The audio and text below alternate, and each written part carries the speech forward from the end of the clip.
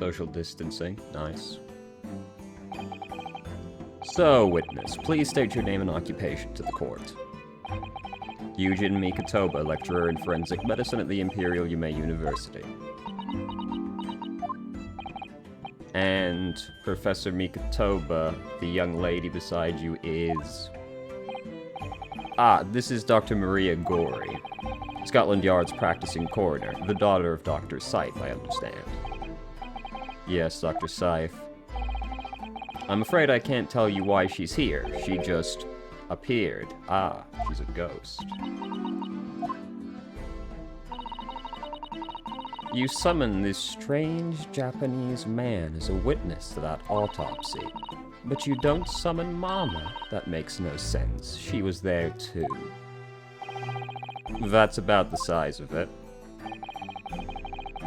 I've had her eyes boring into the side of my cheek constantly, whilst I was in the antechamber too. Poor man, the idea of it's making me shudder. The revelations about Dr. Scythe that came to life some days ago defiled the reputation of the entire judiciary. Imagine how they're gonna feel when you get arrested. She was therefore deemed unfit to appear as a witness in today's proceedings. The Ministry of Justice's decision on that is final. Well, we wouldn't want any more perjury to be committed, would we?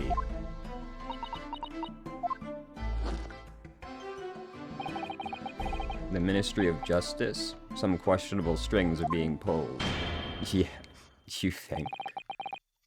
I remember you, Dr. Mikotoba, but I certainly never expected to be meeting you under these circumstances. Yes, it's been a long while, Lord Strongheart. The prosecution understands you were a visiting student of forensic science in London until 10 years ago. That's right. I studied under Dr. Wilson at St. Sinners. So you were present at the autopsy of my brother, Lord Clint Van Zeeks? I was, yes. I assisted Dr. Wilson with the entire procedure. Tsk. Mama is far more skilled than any Japanese man. Well, Dr. Wilson asked me to be his primary assistant on that occasion. And this autopsy report was actually penned by you, I believe.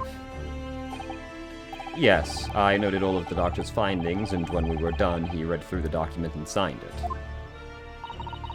Poor Mama. As secondary assistant, she wouldn't have had such a good view of all the innards. So, Professor, do you remember Inspector Gregson? Yes, of course. If it wasn't for his insistence, Lord Van Zeeks' autopsy never would have happened. But he was obviously convinced it would reveal decisive evidence against Genshin, you see. So Lord Strongheart had to entreat the nobility to allow it to take place. Do correct me if I'm wrong, my lord. It was as a result of that autopsy that the mass murderer was apprehended and justice was done. But Gregson admitted it before you said this, but you know that's not going to work. He admit you know this won't work. You were there at the time, so you must testify. You have an obligation to tell the truth about what really went on. Absolutely. That's precisely why I'm here. And that's why I'm here too. I didn't know you could just turn up and decide you were a witness. Very well then, you will give your formal testimony now. But before you begin, a word of warning. Oh? You will state truthfully and accurately what you saw and what you heard at the time. I wouldn't dream of doing otherwise, my lord. Interesting statement to make. You will tell the truth. By the way, so we're clear, you will tell the truth. The moment your testimony verges on supposition, I will expel you from my courtroom. Remember that.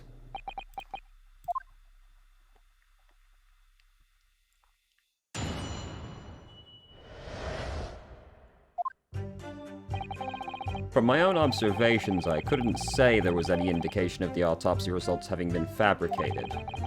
Death resulted from a wound made by a Western-style sword transfixing the heart.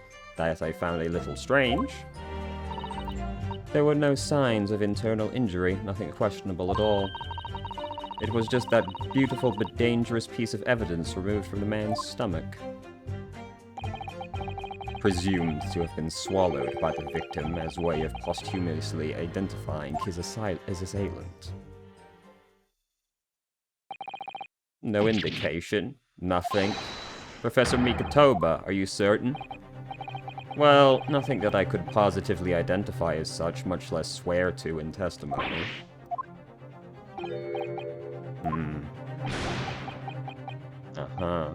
Well, that clears things up nicely. The only fabrication here, Asogi, has come from you. What? You claim the inspector confessed just before his death, but that is the fabrication. No, he freely acknowledged it, I swear he did. Freely, with the tip of a sword at his throat, the man was clearly at his wit's end. The court will give no credence to this confession that was uttered in obvious desperation. Quite simply, there was nothing questionable about the investigation of Clint Von Zeke's death. And with this testimony, we have, without question, uncovered the whole truth. Strange how quickly you want to move on. If I may, my lord, there was most certainly something questionable about it, and the whole truth does rather elude us, I feel. I beg your pardon? Well, you're obviously aware of the facts of the case. All 4 of the professor's previous victims died when an enormous beast was set upon them and ripped out their throats. Oh, such horrifying crimes. But curiously, the killer's last victim, Clint Von Zeeks, suffered a different fate. Yes, you're right. He was stabbed through the heart with a sword. That's enough. I believe I warned you about this, witness. I promised to curtail your testimony as soon as it entered the realm of supposition or speculation, as if the entire process of a courtroom isn't speculation. Very well, my lord. In that case, the defense will pursue a conclusion to this during the cross-examination. What? I have the right to cross-examine every witness after testimony. And I fully intend to exercise that right. I'm afraid that even the presiding judge has no authority to countervene the letter of the law. As I'm sure every member of the judiciary present in the gallery would agree.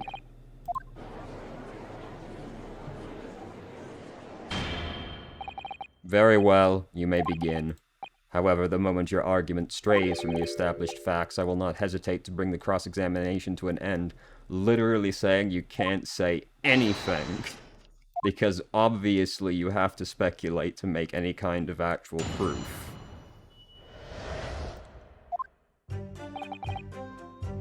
Hold it! You couldn't say.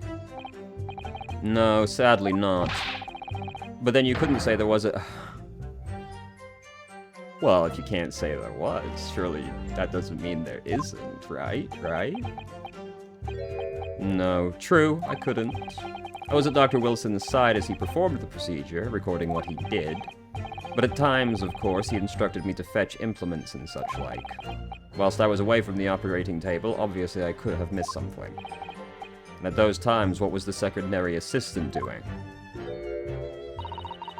Following this Japanese man's orders to adjust the lighting or pass him implements.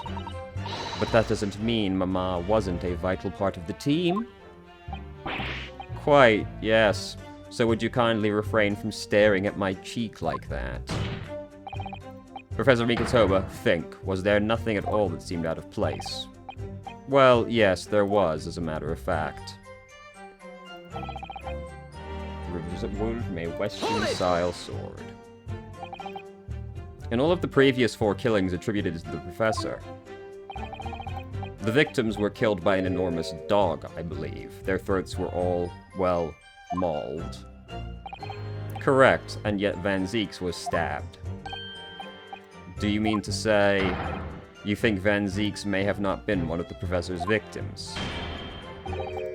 There is no basis on which to doubt the findings of the investigations carried out at the time. But Genshin Asogi confessed to all of his crimes upon his arrest. He admitted to having taken the lives of all 5 members of the aristocracy. Yet the beast that was used to carry out the killings was never identified. No evidence was found to suggest that Genshin had ever kept a dog. A true hound of hell. No signs of internal injury. Hold it! But, you weren't actually present at the autopsy yourself, were you? Does that matter? Well, yeah, a little, yeah. I mean, it would be different if your mother, Dr. Scythe, were in the stand. I've read all the paperwork about the case, and Mama's told me the story countless times. The statement I just made is exactly what's written in the autopsy report. I did confirm that myself at the time, it's true. Besides the stab wound, there were no other signs of internal trauma. I see. Mama told me all about it. Oh. She said there was nothing of note internally, but they did find an amazing piece of evidence, something unbelievable. Unbelievable? What do you mean? Come on, Dr. Gush, relax.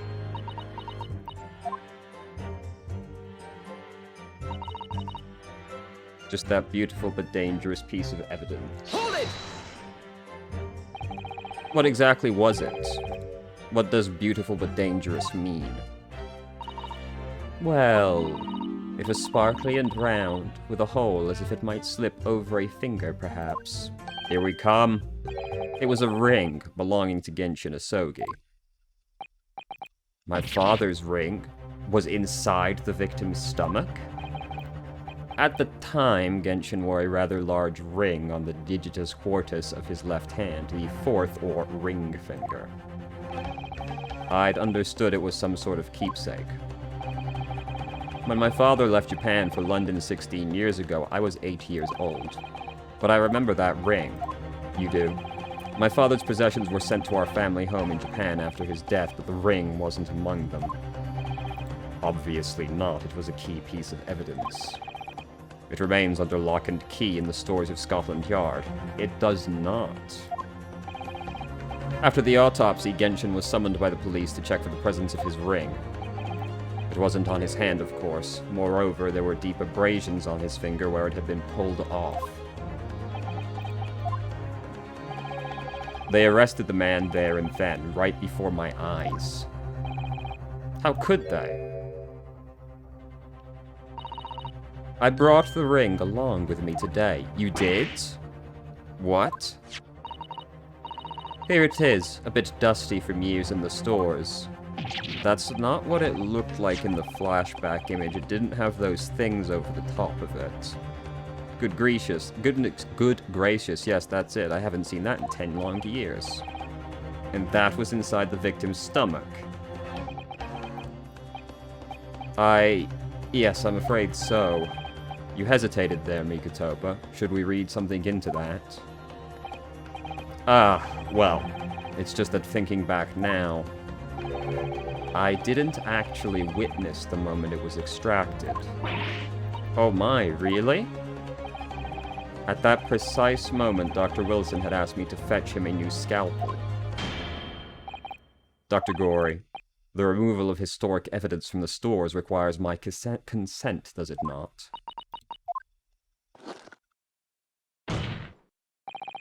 However it came to be here, the court cannot deny this is a crucial piece of evidence for today's proceedings.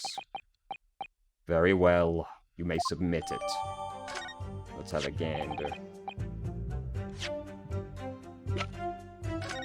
Wait, what did the description say?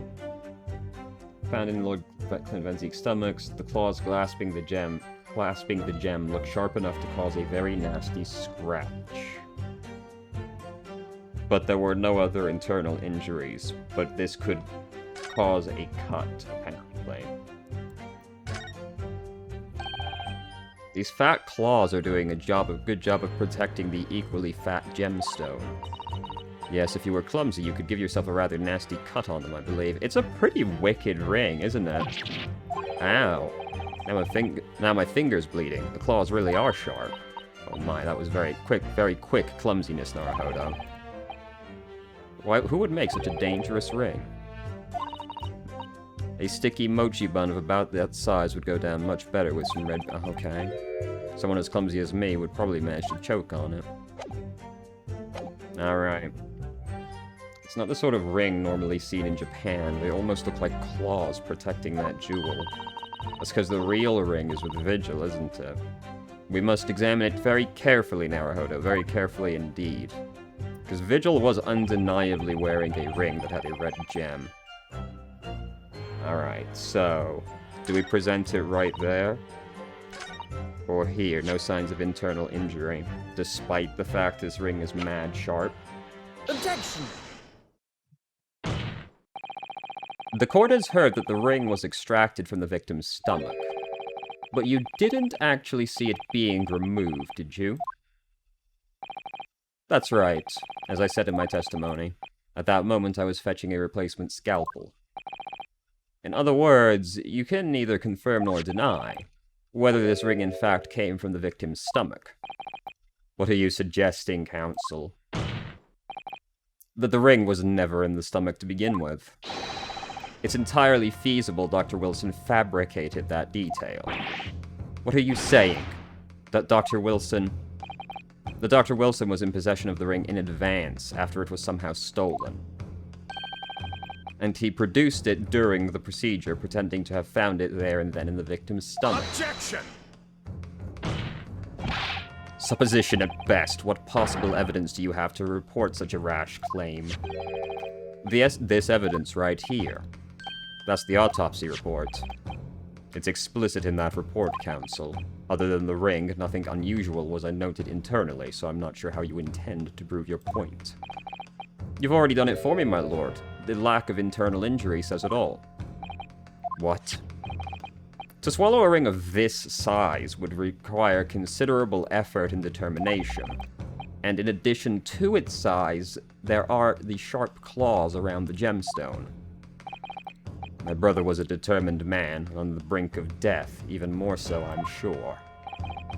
He would have stopped at nothing to ensure that evil killer was brought to justice. But if he really had swallowed that enormous ring, it's inconceivable there'd be no traces of its passage down his throat would have remained as internal trauma. No.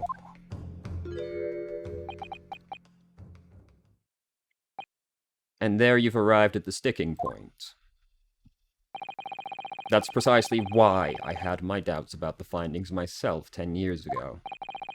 Then why didn't you say something at the time? I did. I still remember the conversation I had with Dr. Wilson in the laboratory that day. Look at this. Now, this is a very curious thing to find in a man's stomach, wouldn't you say? But isn't that rather peculiar, Dr. Wilson? What's that now, Mikotoba?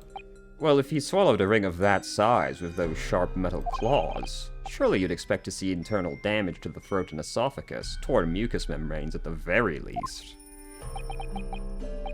Dr. Mikotoba, may I remind you that I have vastly more experience than you. I'm terribly sorry. I can think of plenty of ways to explain why no injuries would be seen. No, let's say this. The victim would appear to have ingested the item as evidence to identify his assailant. Go ahead, write it down.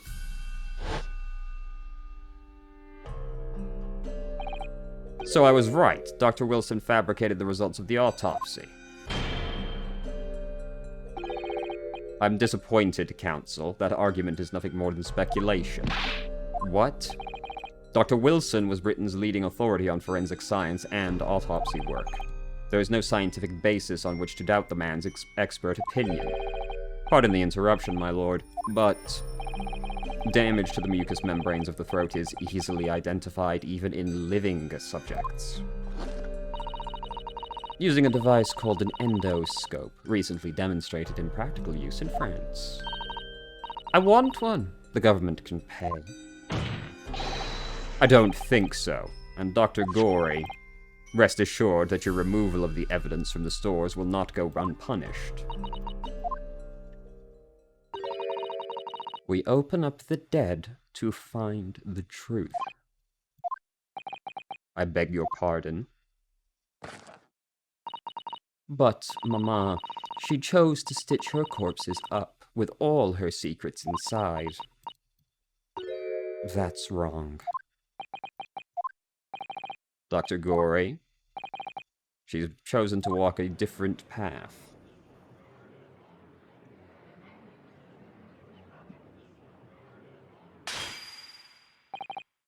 Yes, the ring. What about the ring? I've just remembered something. An earlier incident. What incident? The one I recounted to you before, about a memory I have. Of Genshin saving my life. What? My father saved your life? It was 10 years ago on a foggy night. Genshin and I were walking down some back streets at a late hour. All of a sudden... Don't make a peep, you're coming with us. That doesn't look like it's got claws. All of our assailants were armed with pistols, their faces obscured by scars. The next thing I knew, there was silence all around. Genshin lay on the cobbled street. Blood was seeping from his left hand. He'd shielded me. His left hand. It was on the ring finger of his left hand that he used to wear that ring. Ah, there'd be blood on the ring if it was his. I've always believed those thugs were after me. But now I'm starting to question if perhaps I wasn't the target. Wait, but... Genshin was arrested 2 days after that attack, and in that short interval, the decisive evidence needed to indict him was miraculously found. You mean the ring was stolen from him? You think that's what those thugs were after? But there'd be blood on the ring, surely, if it was this one.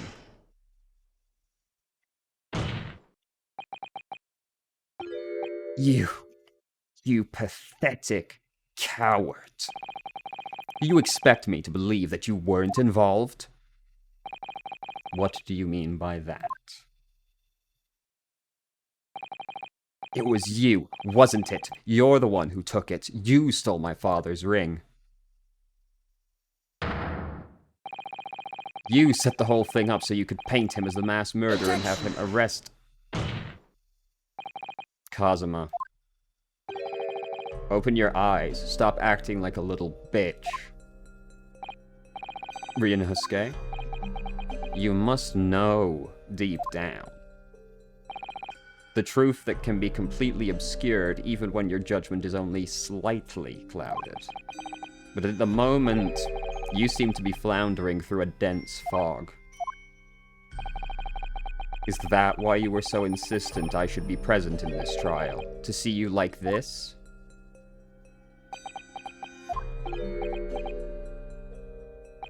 Well, this is an amusing spectacle.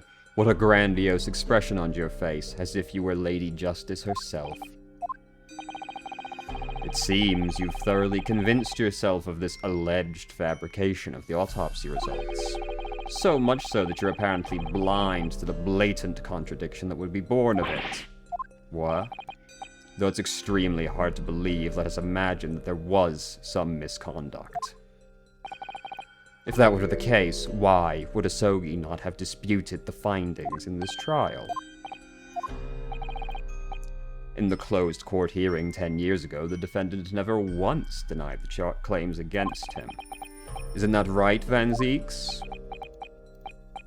Yes, that is indeed correct.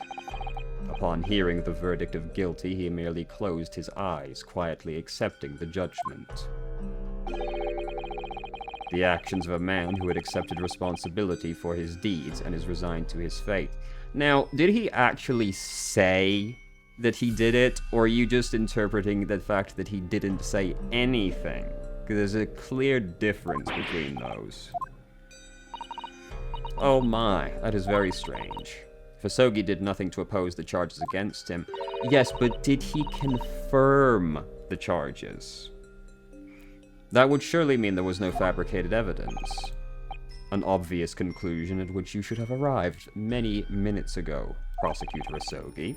Your twisted loyalty and clouded judgment are hampering your ability for logical thought.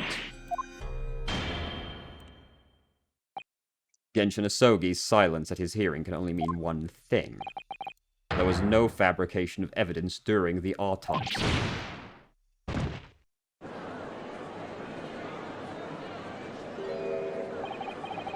But if that autopsy was all above board, there'll be nothing to stop Strongheart bringing this trial to a conclusion.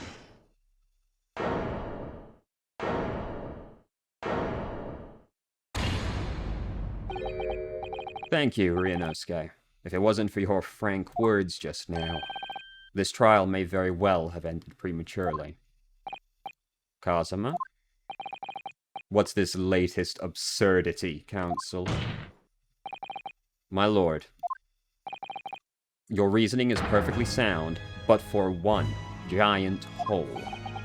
I beg your pardon. You claim my father's silence was due to the fact that there was no fabricated evidence, but there's another possible explanation. You've overlooked the possibility that he had a reason for maintaining that silence. Objection! Silence that would lead to him being convicted and sent to his death. If the autopsy results were an intervention, there's no conceivable reason why the man wouldn't have protested. Oh, those results were an intervention, all right. There's no question of that. Or are you forgetting that 2 people with a connection to that autopsy have been assassinated?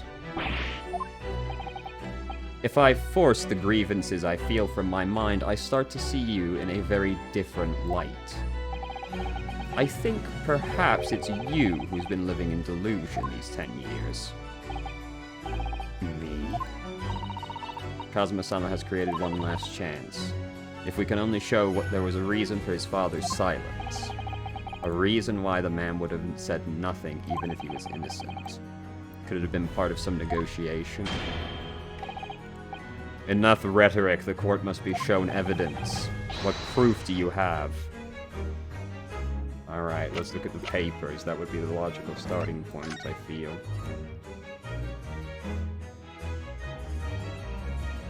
Ah. Maybe, because he wanted this it all sent to Japan.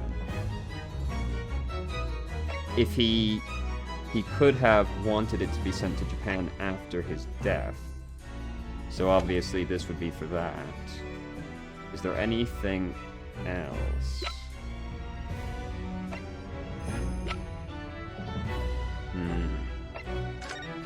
Dismissal. This is the dismissal note for Daily. Surely this wouldn't be the reason.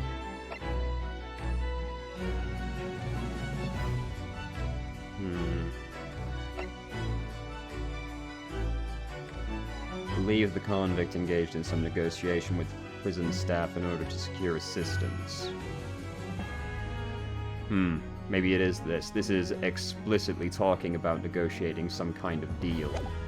It has to either be this or the will, but this one does explicitly say some kind of negotiation took place.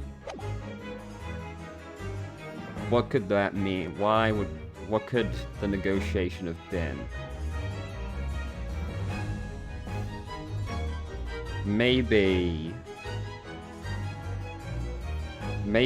he wasn't supposed to die. Maybe he agreed to be framed, so the deal would be that he would not contest the findings, and in exchange he would be released after the fact? Maybe? But then why would he be talking about his one last weapon? Look, this one mentions an explicit negotiation in it, so I'm going to start with this. But it seems like it has to be this or the will. Take that! It's true Genshin's silence during his trial resulted in his conviction. But that didn't actually lead to his execution. On the contrary, it led to his escape, an escape that would only be possible because he'd been sentenced to death. Although I find it hard to believe my father would have negotiated in that way, the defense is correct. A fake execution, falsification of a death certificate, and a jailbreak inside a coffin. Clearly, such an elaborate plan couldn't have been carried out by my father alone. He must have had the help of a collaborator from the judiciary. I have here the dismissal notice to the chief warder who was working in the prison at the time. The note reads, "There are indications the jailbreak was in planning prior to the victim's incarceration." In other words, there were suggestions of some sort of negotiation between Asogi and the British government. In exchange for his silence in court, he was given an assurance that he would be broken out of prison. Yes, with that sort of clandestine agreement in place, I can imagine he would have kept very quiet. I would go further than that, in fact. I would say that the elaborate jailbreak of Asogi can be explained in no other way.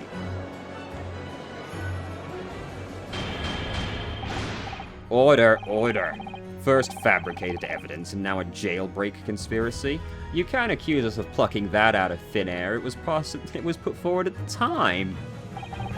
Of course, because it's all intimately linked. The prosecution wishes to summon new witnesses to the stand. Witnesses? People who can testify about the jailbreak that took place 10 years ago. Governor Caden and the poor chief warder.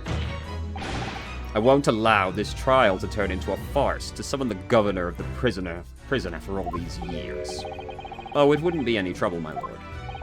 What? Father?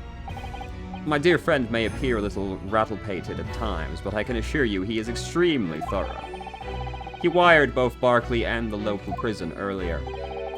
Asking Governor Caden and Mr. Vigil to attend the Old Bailey is a matter of extreme urgency.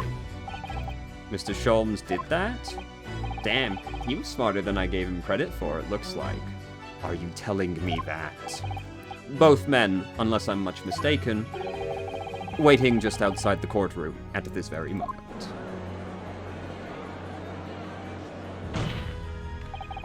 My lord, you must permit this trial to proceed as you declared at its outset. You promised we would stop at nothing to uncover the whole truth behind these findings. Very well, bring in the witnesses. Make no mistake, I too would like nothing more than to lay this business to rest once and for all.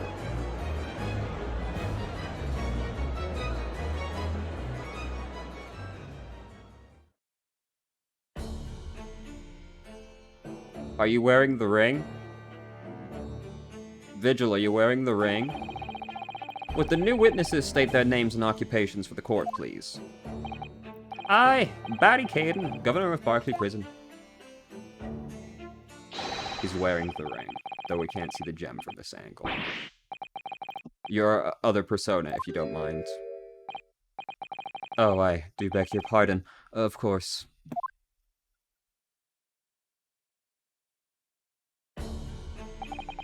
My name is Daily Vigil. I used to be the chief warder at Barclay Prison. The reason you've been summoned here to court today is to testify about the jailbreak of the so-called professor 10 years ago. Oh, the professor! We've already been through all that this afore, a decade ago. And the conclusion was that there wasn't anything untoward about it. A convict escaped from your prison governor. Hardly what you'd call nothing untoward. Ah, well. The convict's death certificate was somehow falsified after he was allegedly executed. And he escaped the prison inside his own coffin. A plan of that complexity could never have been carried out without the help of somebody of influence inside the prison.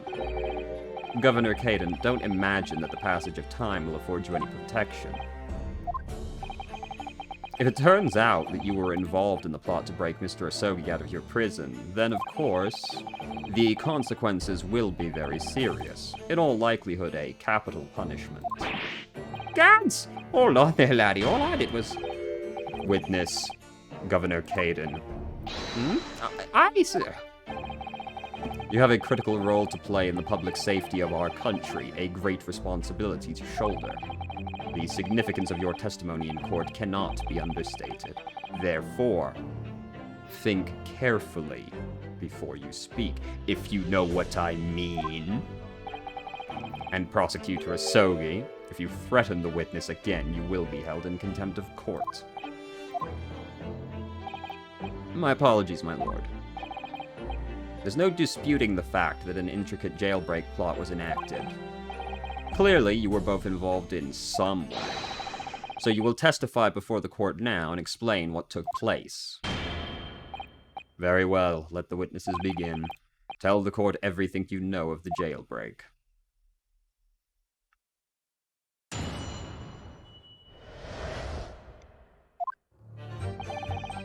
It was the day that Japanese jock was found guilty. The directive came from the prosecutor's office. I was assigned the convict to the chief warder, Vigilier, and put the plan into action behind the scenes. I was responsible. It's got... Look, there it is. It's got it. It's got the gem in it. There it is. I was responsible for Asogi right up until the night of his execution, but I knew nothing of any plot. I didn't ken if there were some negotiations between the convict and the prosecutor's office. All I did was carry out my duty for Her Majesty's Great British Empire. A directive from the prosecutor's office. Are you saying that was the jailbreak plot? Note, that would have been Strongheart, because Van Zieks wasn't there until after Genshin had been arrested. So if it was planned before then, from the prosecutor's office, that has to have been Strongheart. Aye, that's right. Who sent it? Who authorized that plan? I didn't ken that. You're saying you don't know?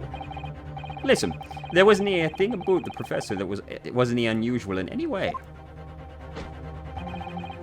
I didn't ask any questions. I just did what I was told to do. More than that, I couldn't tell you. I see. But if the jailbreak plan originated from the prosecutor's office, then one thing is very clear. As suspected, there were clandestine dealings going on between Asogi and that office. The jailbreak was promised in exchange for Asogi admitting to his crimes. Crimes he didn't commit, sorry. I changed the meaning of that sentence. That counsel is nothing more than speculation. So let me ask the defense. Yes, I fail to see how these witnesses have any more pertinent information. Do you intend to assert your right to cross-examine? Absolutely. I have no intention of squandering a single opportunity, my lord. It seems all you Japanese are fiercely tenacious. Very well. Proceed. I actually want to press on Vigil's statement first. Yeah, right here. This seems like it most likely to reveal something if pressed. Did you not notice anything unusual in the lead-up to that night? Oh, everything was unusual, exception after exception. After all, it was the professor, the man who terrorized the country as never before with his crimes. In order to hide his identity, he was forced to wear an iron mask over his head. Hideous treatment. The fellow was surprisingly docile for someone who'd taken the lives of 5 of the men's country's nobles. Being the chief warder, I was the only person permitted to approach his cell. I can still hardly believe that I was duped by my own country. I believe you jumped from the window of the... Do we need to talk about this? Losh, Vigil, I can't apologize enough. No, Governor, I don't believe you can. It won't change what happened. And what else can you tell us? Alright, that wasn't as revealing as I thought it would be, so we're gonna go back and do it from the start. Hold it! And you say you don't know who actually issued the directive? Aye, that's right. All I can be sure of is that it was official. But if it was from the prosecutor's office, that narrows down who could have issued it straight away. And it wasn't me. I can't really say with any certainty that it did originate from the prosecutor's office. What? There's no telling where it started. There's a fair chance it came from higher up the ladder. Basically, I can't give you any indication of who was behind it. You can't be serious. All we can say for sure is that the order must have come with somebody from authority. 6 of us on the ground, as it were. Did he bother with the idle speculation? We just get the job done. I assigned the convict to the chief. Hold it! So, Vigil, you didn't know anything about it. That's right, and my role in the scheme was as a scapegoat. That's right, isn't it, Governor? Some poor beggar had to take the rap for it. Alright then. Who else did know about the plan? I have not the first idea, laddie. My part in the whole business was basically just dealing with the aftermath. But I wouldn't be surprised if there were other folk in the prison service who'd have been given similar orders. So you don't know who else was involved? Aye, that's right. All I can tell you is that the night it actually happened, the person at the reins was Dr. Stevens. Courtney Stevens, Scythe. Why did I have to get caught up in such a terrible business? That one. Hold it! But you've already acknowledged orders came from the prosecutor's office to arrange. There must be some sort of negotiation. It's the only explanation. Why, like, if you don't know it was from the prosecutor's office, why would you even name their office to begin with?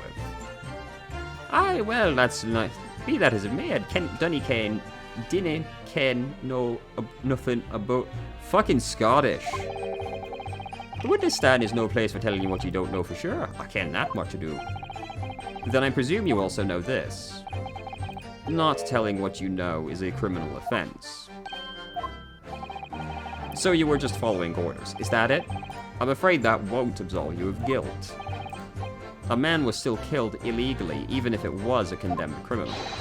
You may very well be found complicit in murder. This sounds a lot like threatening the witness again. So what's it to be? That's what it's to be, is it? Even with the threat of conviction, you won't break your silence?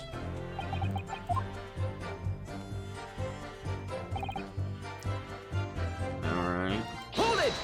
I don't see how this'll do anything. Did you carry out the plan in its entirety? I did everything I could at the time. As you know, Genshin Asogi was shot in Lowgate Cemetery. Tell me, was that part of the plan? My instructions were to do with getting the jock out of the jail and nothing more. I can't tell you anything about what happened after that. Only, personally, I believe his death was the last part of the plan. Excuse me! Mr. Vigil, is something wrong? Wow. Yes, sir. What can I do for you, sir? He's saluting now. What is it, some sort of Barclay convention? What Governor Caden was saying seemed to upset you. Did it bring something to mind, perhaps?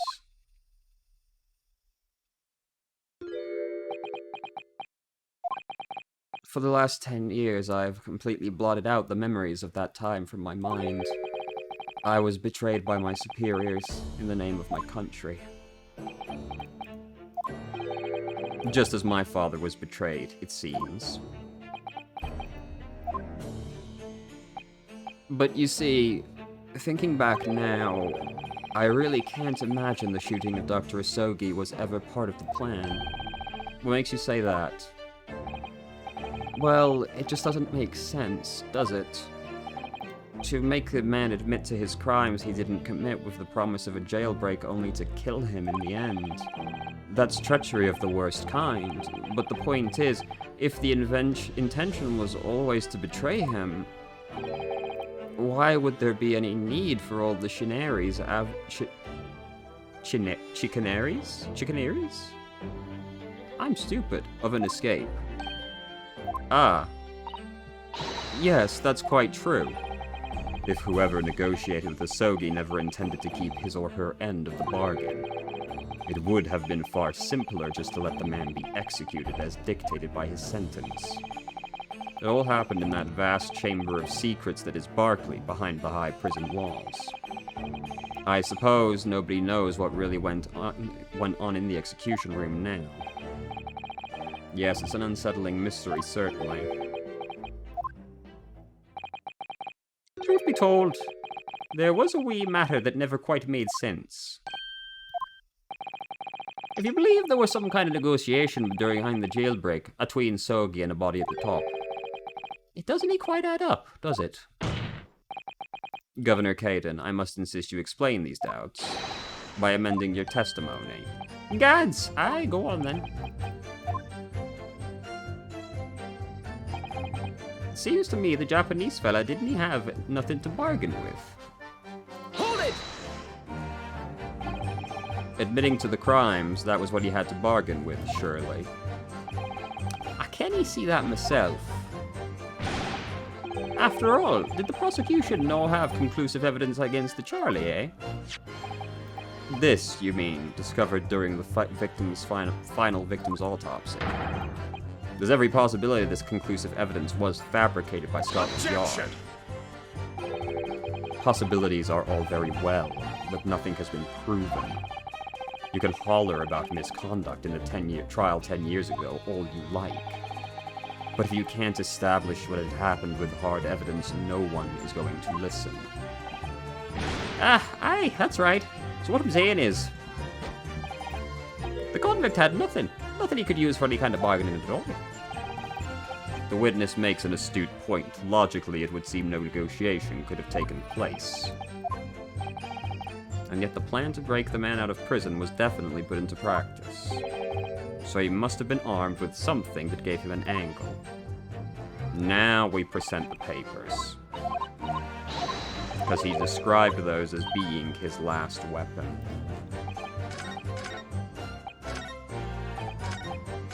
Fuck!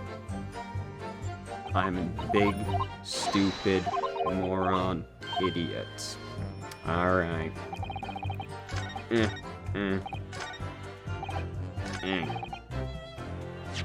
Now, where are the papers? There they are. Objection! Confessing under oath to murders he didn't commit on a verbal assurance of later being broken out of prison, Genshin Asogi was taking an incredibly risky gamble.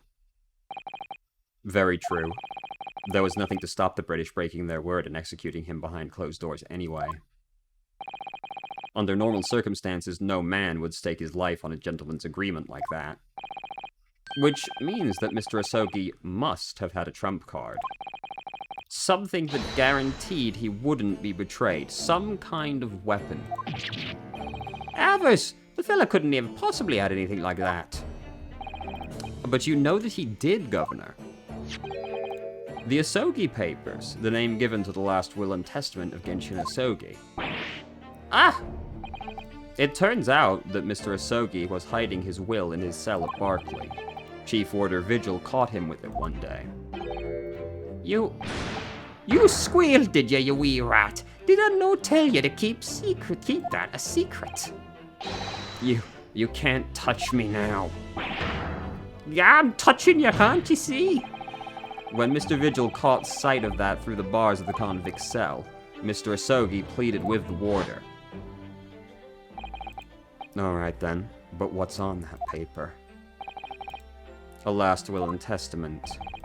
This will is the only weapon I have left now. A weapon?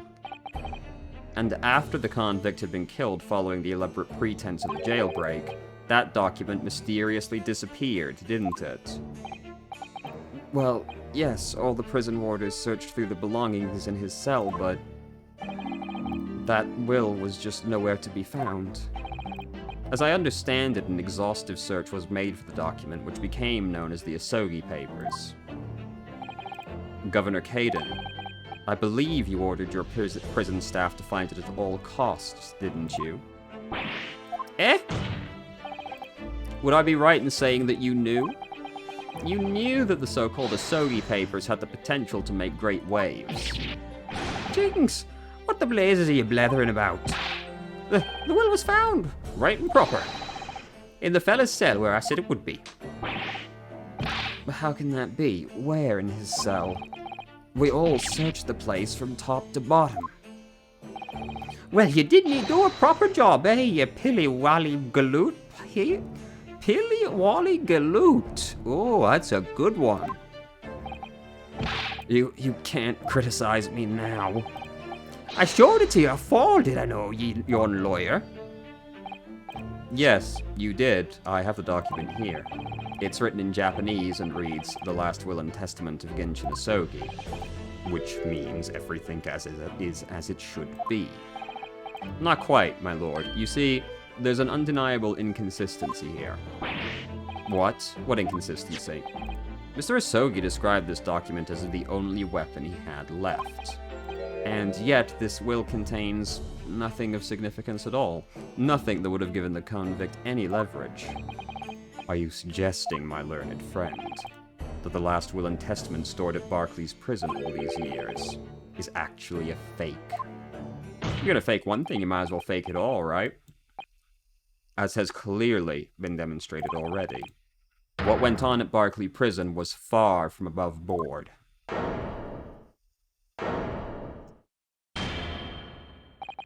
That last vivication by the defense was an affront to the entire British justice system. This absurd notion of a weapon is something for which we have only the former chief warder's word. The man could quite easily be lying, or at the very least, sorely mistaken. What? No, I definitely heard him say that, I swear. Clearly we need to get to the bottom of this. We need to know exactly what happened with these so-called Asogi papers. A waste of time. If the will was fake, where is the real document? Objection! Mr. Vigil was stabbed in the back by the judiciary 10 years ago. He lost everything, very nearly his own life.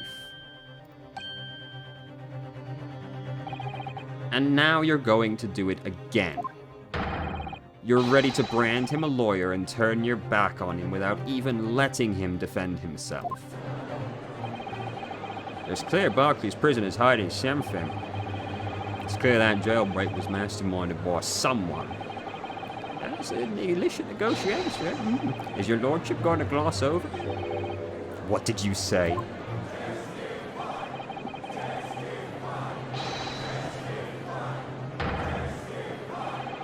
Eat his ass. It would seem that a vocal few here are utterly blind to the truth. Very well then, let the witness testify again. Tell the court what you think you saw of the convict's will and testament. Yes, sir, my lord.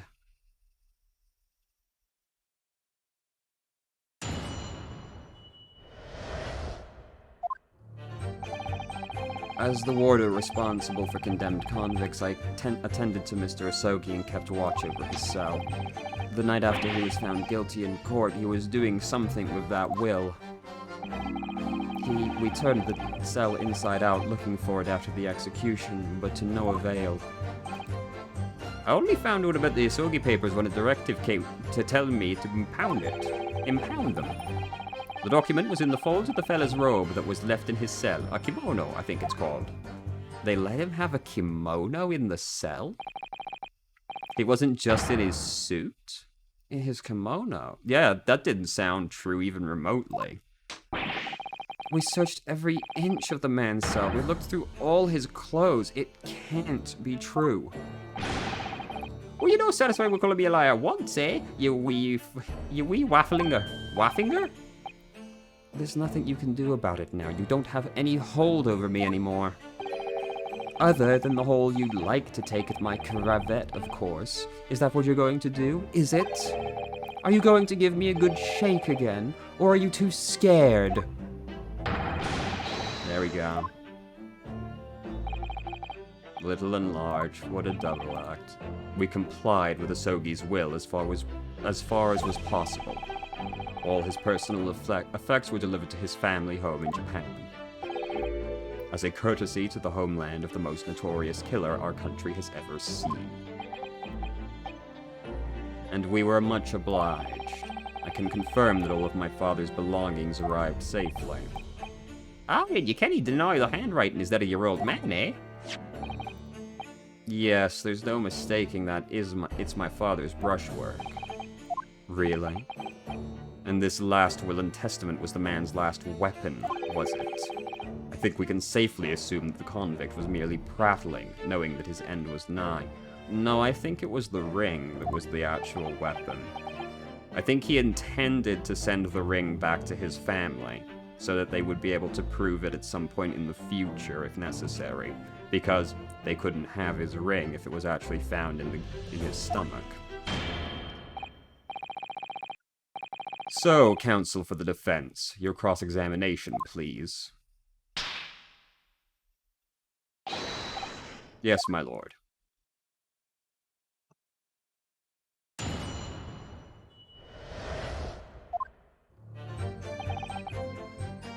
Hold it! So would that mean you conversed with Mr. Asogi? Yes, certainly. Though there was precious little time before his execution was due.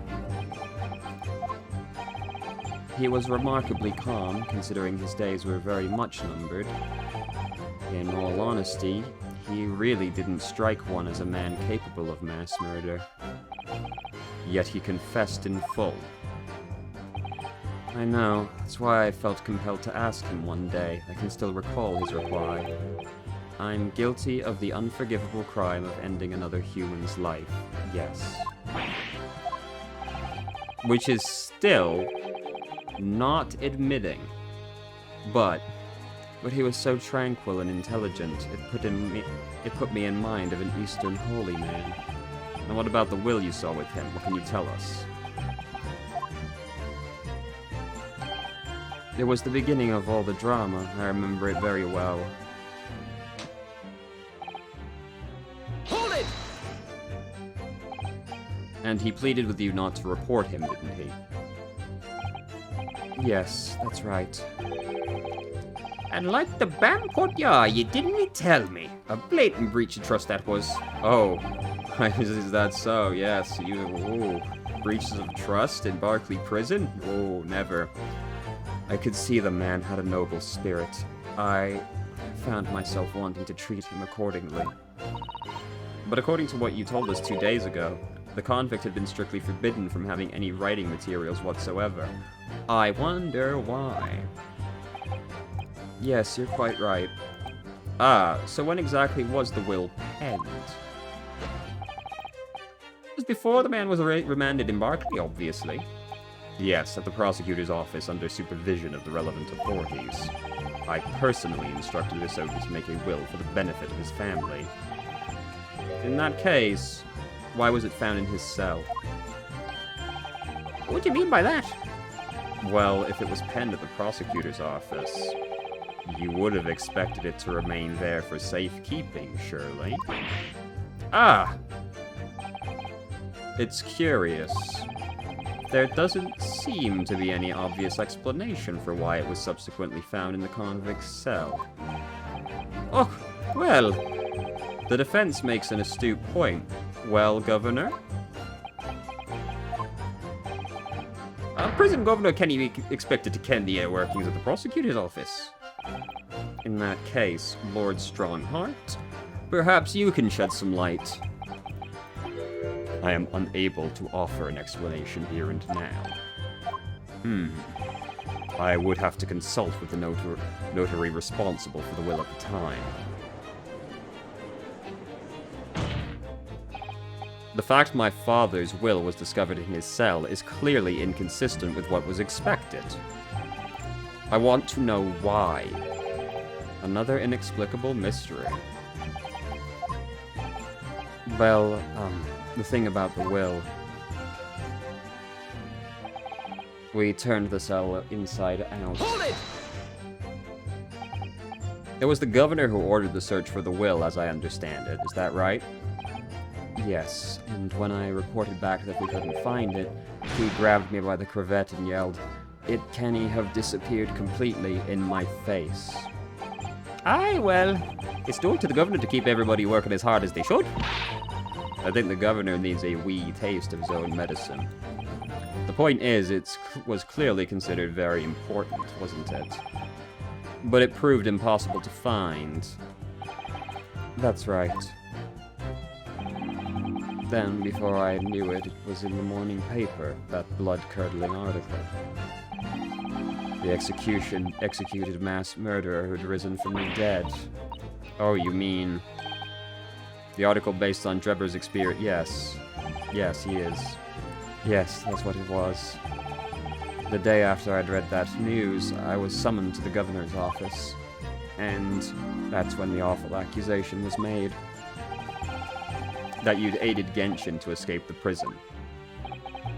I'm afraid I really don't remember anything after that. As the governor of the prison, I had no choice. I couldn't have done anything else.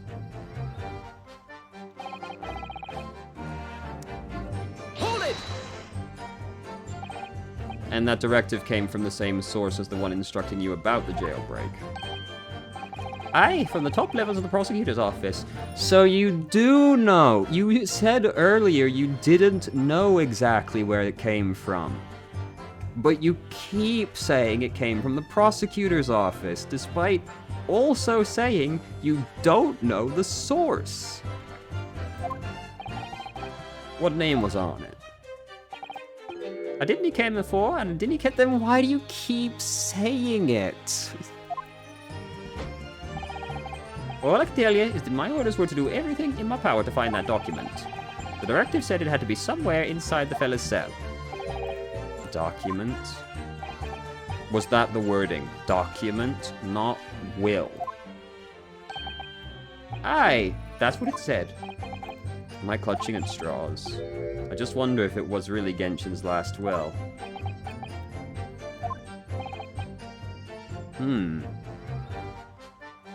What if it was like the actual autopsy report or some such?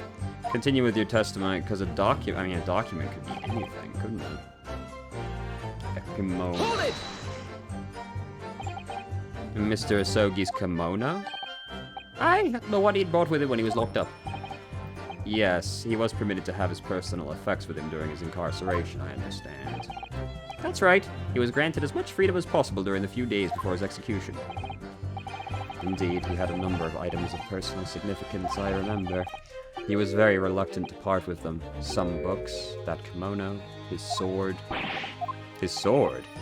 Kuruma, yes, of course. It bears the soul of my family. I don't doubt it, but I wasn't really getting at that. Forget it being the soul of the clan. Could the man have had a more obvious weapon? That's a good point, actually. They just let the biggest mass murderer in British history keep a fucking katana in his cell? That's a good point. Have some respect. I didn't think about that. It's a bit ridiculous, isn't it?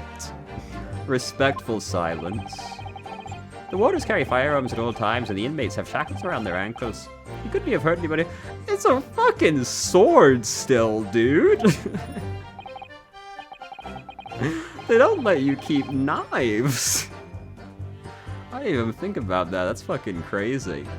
Still, he was allowed a sword, but no writing materials.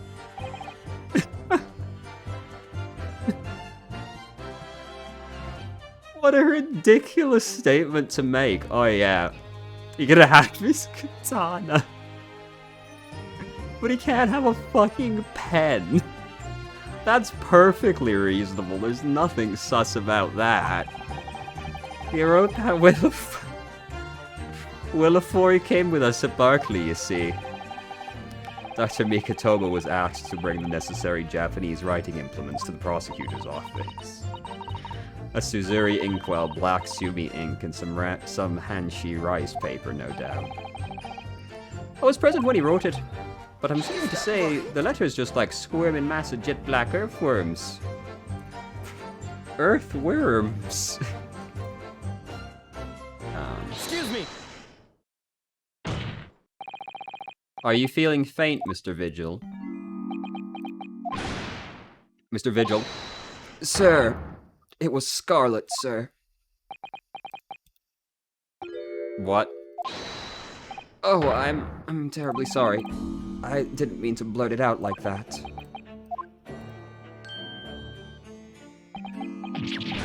Less swaying, more explaining. Is it something about the test? Apparently it was written in red, it sounds like. Something of importance. Possibly, or possibly not. I'm unable to tell which way he's leaning. My lord, the defense asks that Vigil would be permitted to supplement his testimony with this possibly or not possibly important detail. Permission granted. Yes, it was Scarlet. As I remember, the document was written in scarlet ink. Perhaps I'm mistaken. I want to slam it down right now. I'm gonna present this right fucking now, and if it proceeds to be mad at me for not, like, doing something prior, I'll be mad, because this is blatantly not written in red. Objection! Oh. Why are you this way? Oh, fuck. I can see from looking at the picture, it's not red.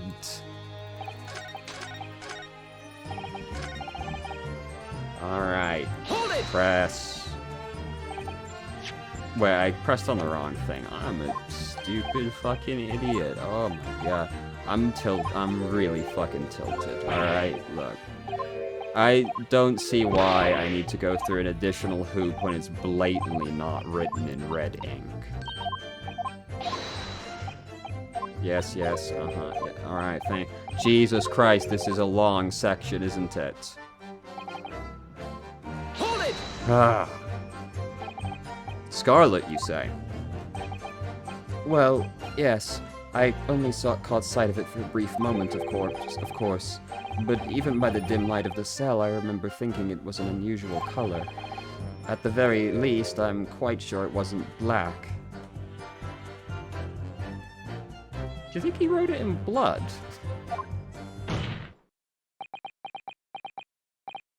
Witness. Is that really what you saw?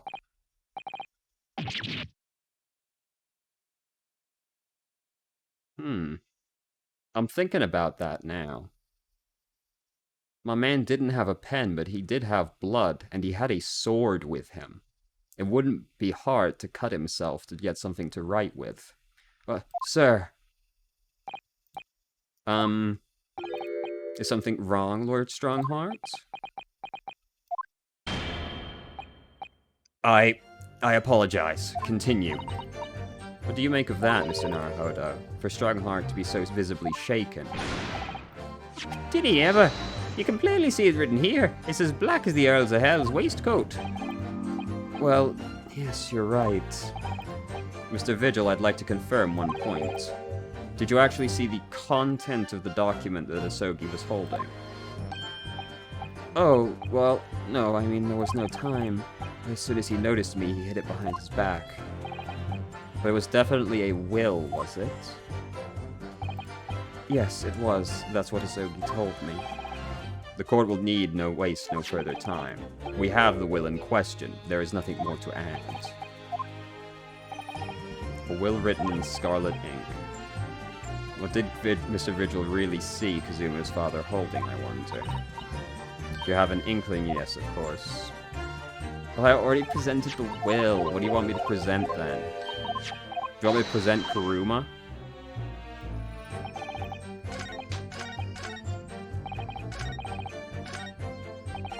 Alright. This is the important bit, obviously. The only thing I'm working on right now, is that he used the sword to cut himself so that he could write with an actual document. Is there any other obvious way to approach this?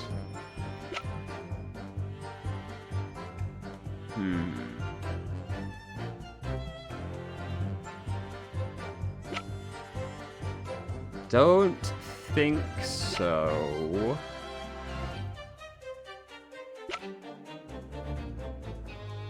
I want to put forward that he cut himself to write a will. The only way I can see him having done that is with the knife. Or with the sword. So I'm going to present the sword. I don't know where he got the paper from, though. Though, to be fair, he didn't necessarily have to be writing on paper, I suppose. Anyway, whatever. Objection! Nope, not the sword, okay. What is it then? What am I presenting to make this point?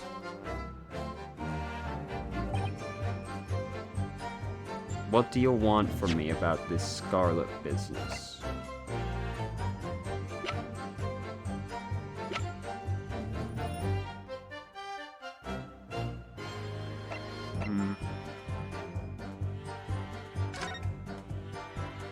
Wait, wasn't there some piece of evidence somewhere that mentioned a document being written in an unusual color?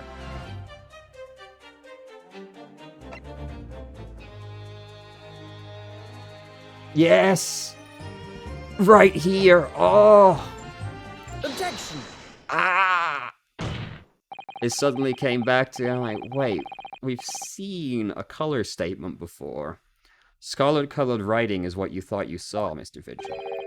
And I believe that's exactly what you did see. What? Avers, again, you've no evidence to say that.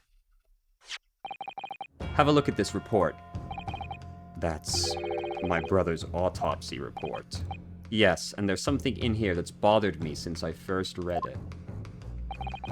It states scarlet-colored ink stains were noted on the fingers of the victim's right hand. Yes, so it does. Scarlet ink. Now, I'm not familiar with the habits of the British aristocracy, I freely admit. But I would hazard a guess they don't all go around with red ink stains on their fingertips, do they? Your wit is not appreciated. My brother was a well-bred and fastidious man. Should ink have sullied his fingertips, he would have cleaned them immediately. What is your point, Counsel? My point is this. Whatever Lord Clint Van Zeeks was writing in that unusually colored ink, it must have been directly before his death. Interesting. I guess I was off then. Because he died before he had the opportunity to clean his hand. What? I remember something troubled me at the time. At the scene, the lid of my brother's inkwell was open. But Clint was punctilious about such things. It seemed unusual, and no document penned in the color of ink that was in the inkwell was ever found. So the document had disappeared. Are you suggesting that the document my father had in his hand that night in his cell was the same document Clint Van Zeeks was writing moments before his death? What the fuck was on the document, then? If Clint was writing it, then it was. If Mr. Vigil's testimony is to believe, it can only mean that, yes. Mr. Vigil. Sir. When you spotted Mr. Asogi with the document in his cell, his precise words were as follows, were they not? Alright then, but what's on that paper? A last will and testament. It's the lot. He never said it's his will and testament. A last will and testament. Fuck. Ah! If the conversation really did go as Mr. Vigil says, then we now know what we now know completely changes the meaning of what Mr. Asogi said. You really think? Mr. Vigil did indeed see the convict with a will, but it wasn't that of Genshin Asogi. It was the last will and testament of Lord Clint Von Zeeks. No. What? Objection! This is madness. My brother's last will and testament. That would mean he had chosen to die. That is what it would mean, yes. No, impossible. That is utterly out of the question. Lord Van Zieks. Clint was pursuing the professor. It consumed him day and night. Whatever happened, he would never have abandoned his investigation before its conclusion. Never. So what if he was so sure it was Genshin, he'd be willing to die to prove it? He wouldn't rest until the job was done, until the killer was caught. The idea that he would willingly accept his own death, it's obscene. Objection! And yet, we can be sure that he was writing his will and his will moments before his death. And the Genshin Asogi came to be in possession of that document. So what could the will have possibly contained? Clearly something that couldn't be made public under any circumstances. Because armed with that document, my father was able to negotiate with the judiciary for his life. It was something so damning that it prompted the powers that be to enact that daring jailbreak. Yes, there can be no question the will contained information of the utmost secrecy. Information of the utmost secrecy. No, it couldn't be.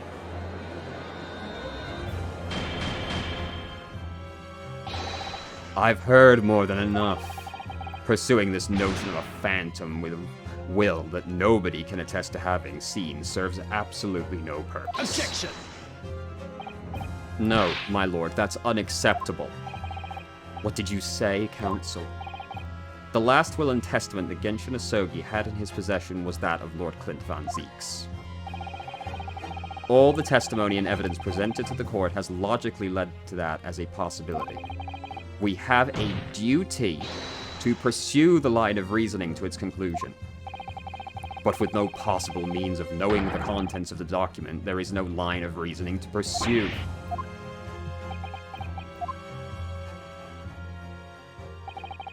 A reason why Clint Van Zieks, a man of high noble standing, would have chosen death.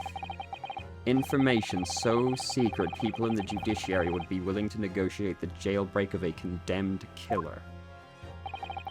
The only explanation that fits those facts is an unthinkable truth that turns absolutely everything on its head.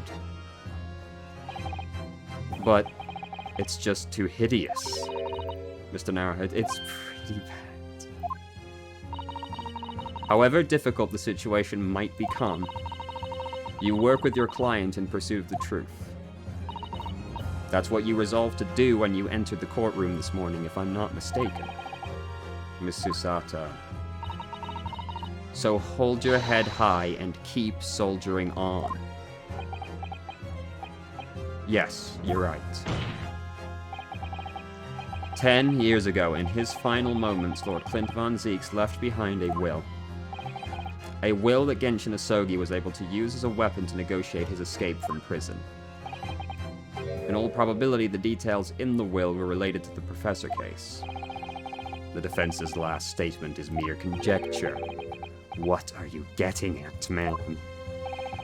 Ryunosuke. As soon as these words come out of my mouth, there's no going back. I believe that last will and testament of Clint Van Zieks was, in fact, a confession?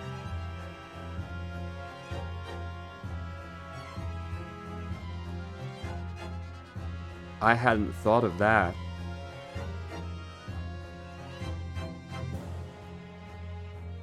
That would make sense.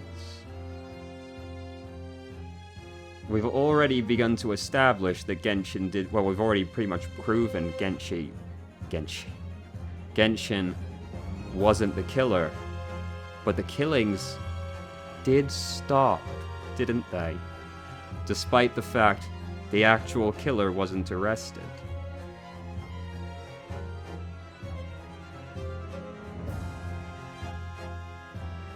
This is not what I expected.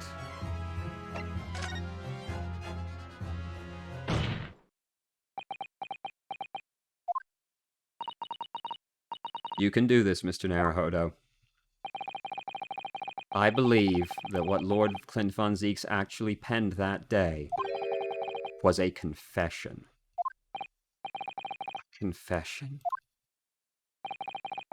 Regarding the mass murderer known as the Professor, and his true identity. Objection! Enough, Council. What are you saying? Do you even realize? A confession about the true identity of the Professor. That would mean...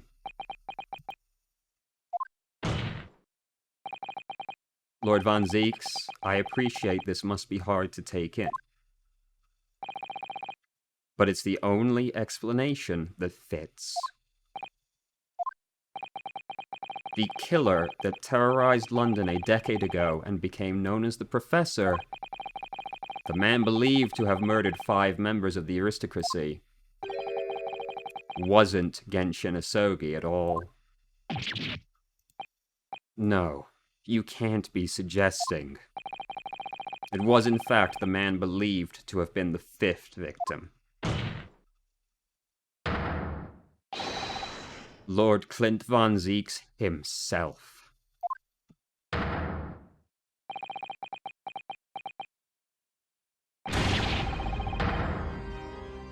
Yeah. It's finally open, is it? Pandora's box. The great Van Zieks family, they've been thoroughbreds of the judiciary for years. And Clint von Zieks, he was a paragon of justice. But he was actually a mass murderer, a perpetrator of atrocities of the vilest nature. If the general public ever found out, law and order would be finished. My brother? Jesus fucking Christ. Poor Van Zieks.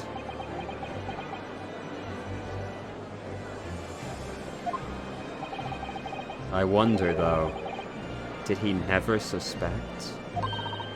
Mr. Naruhodo, Lord Barak von Zieks is a brilliant prosecutor. Is it conceivable that he didn't realize what his older brother really was? That would be pretty hard to admit to yourself. Lord von Zieks, the Professor made use of an enormous hound as his murder weapon. Oh no. Tell me, did your brother own a dog? Yes, he did. Balman. He was a well-known hunting dog. People called him a giant. Remember that bloody collar we found a while ago? I don't believe this. When my brother would go hunting in the forest of the grounds behind the house, he always took Balmung. After Clint's death, the creature passed away too, almost as if he were following his master. He was a magnificent hunting dog, worthy of the jewel-studded collar around his neck. A jewel-studded collar. That's right. Though, sadly, some years ago now it was stolen by a thief who broke into the house. A jewel-studded collar. It so happens that myself and my colleagues have come across such a collar during our time in London. How could you? There was an old emblem attached to the collar, too, made of pure gold. It was topped with a small crown and bore an ornate capital letter B. What? An emblem bearing the initial B. Oh my, you know it? It's the insignia of the Baskerville family. What? The Baskerville? Why is that coming up now? Baskerville is the family name of my late brother's widow. That pure gold emblem was an heirloom which Clint acquired upon their marriage. There can be no doubt, then, the collar you've described was Balmung's. The family insignia of Clint von Zeeks' widow. There was a considerable amount of blood on the collar when we saw it. Since we know the dog was used for hunting, it could have been from its quarry, of course. But it could equally have been from human prey. So it is true? Clint von Zeeks really was the professor? Impossible, these Japanese are making it up. So in fact, the person responsible for those murders of nobles and royals was a noble himself. And that threatened to be an enormous scandal that would irrevocably destabilize British society. My father knew that, and was using it to negotiate his way out of an unjust charges brought against him. But at the very last hour, those he'd bargained with betrayed him, slaying him mercilessly on foreign soil. Well, can you deny it, Lord Strongheart? 10 years have passed, and still now the 6 million inhabitants of our great capital rest easy, believing that justice was done. That though his anonymity remains, the diabolical murderer was caught and executed.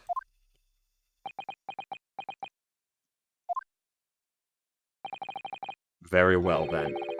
You may have the truth.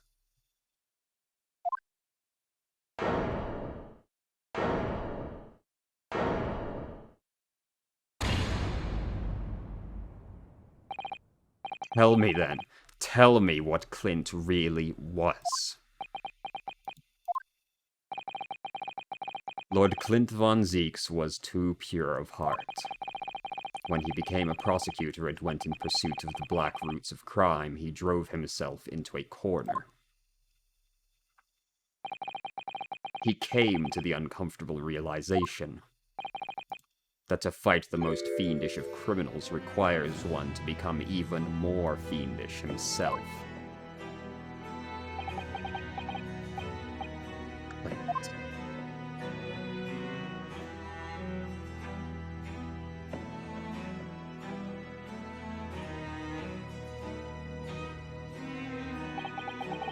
The 19th century was truly a miraculous 100 years for Great Britain, and indeed the whole world. New industry, new technology, and with the birth of the Metropolitan Police Service, new law and order. But these dazzling new developments meant ever deeper shadows were cast on society. Water sullied by factories, air thick with noxious fumes and crime, growing daily to fill the darkness. Lord Clint von Zeeks made it his mission to combat that darkness. But as time went on, it slowly ate at his soul, until eventually he was consumed. It's ironic, really, and somewhat surprising that the truth has once again been unearthed by a Japanese. Once again? What do you mean? 10 years ago, your father, Genshin Asogi, turned up at my office one night. The professor. Yes, beyond all shadow of doubt, you must issue a warrant to search his home at once. Don't be absurd. The man comes from one of our country's most illustrious families. He's a paragon of justice. Yes, that's the point. That's why none of you British can see it. He's using his noble status as a diversion whilst he commits these atrocious crimes. Do you have evidence? Nothing definitive as yet. But he keeps an enormous, savage hound on the estate. We need the full support of the judiciary for this. We are up against a member of the aristocracy. So a large family estate has a fierce guard dog. You should know that's commonplace. I'm sorry, but I can't possibly put Scotland Yard into this based on the tenuous accusation of a visiting student.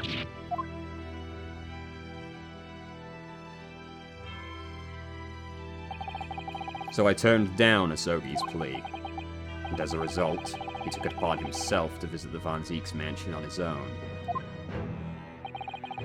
We can only imagine now what happened between the two men. Though we know the outcome, of course, Lord Clint Von Zeke's perished. I don't believe this. So in actual fact, Kazuma-sama's father did. He made the late Lord Von Zeke's meet the same fate. He put a permanent end to the professor killings by taking the drastic measure of ending the perpetrator's life.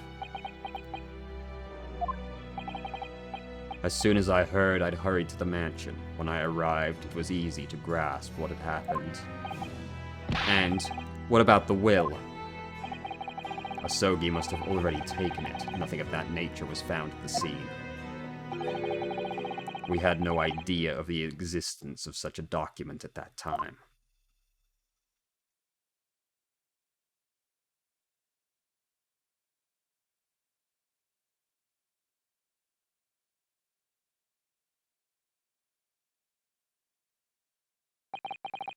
I was the only person who knew the true identity of the professor.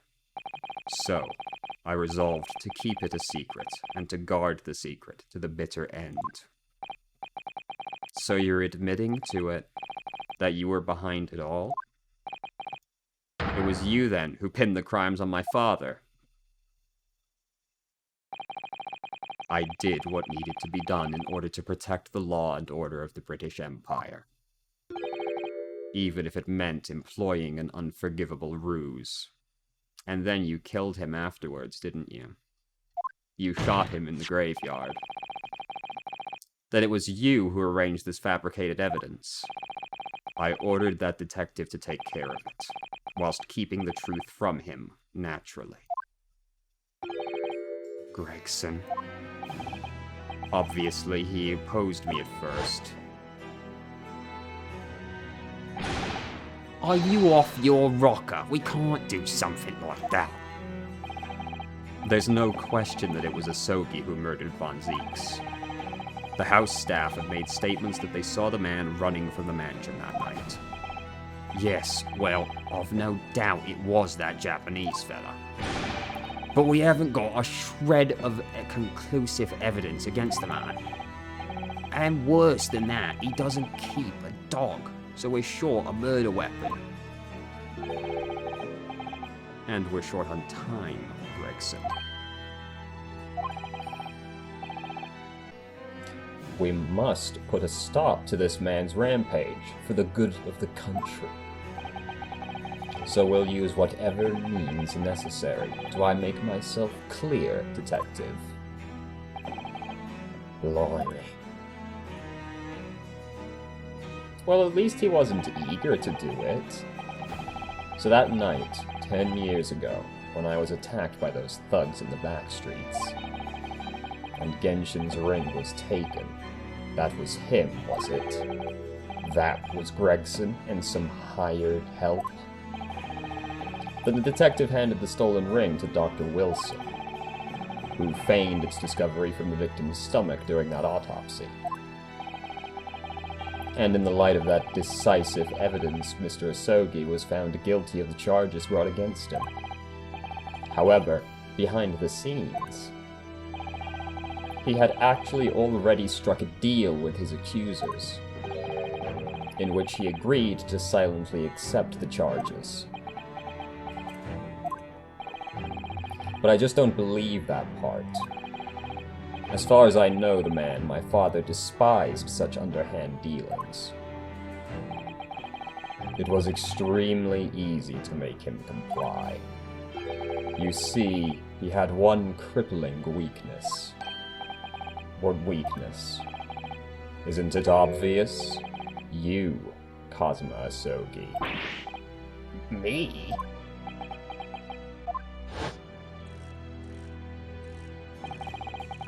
Perhaps you have no desire to return to your homeland, Asogi. What? Though I hear you have a 14-year-old son.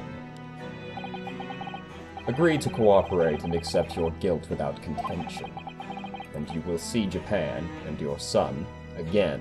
What a fat liar. You scoundrel. Whether you choose wisely or not, it will be a closed trial by order of Her Majesty. So whatever rash claims you might make in court, we'll have no trouble in stifling them. At least he's upfront about it. There's only one outcome for you, Asogi. The gallows.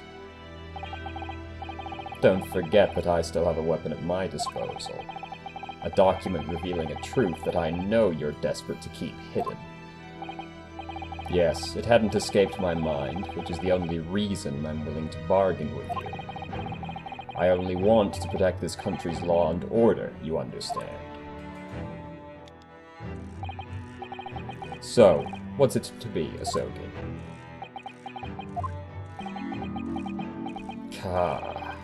Kazuma.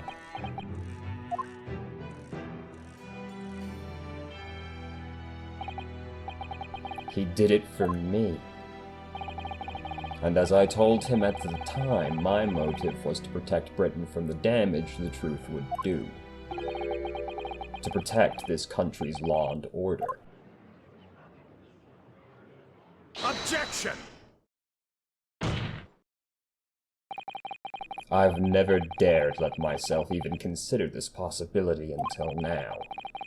But in light of all this treachery, I have to ask. The mastermind behind the Reaper of the Bailey. Was it you, Lord Mael Strongheart?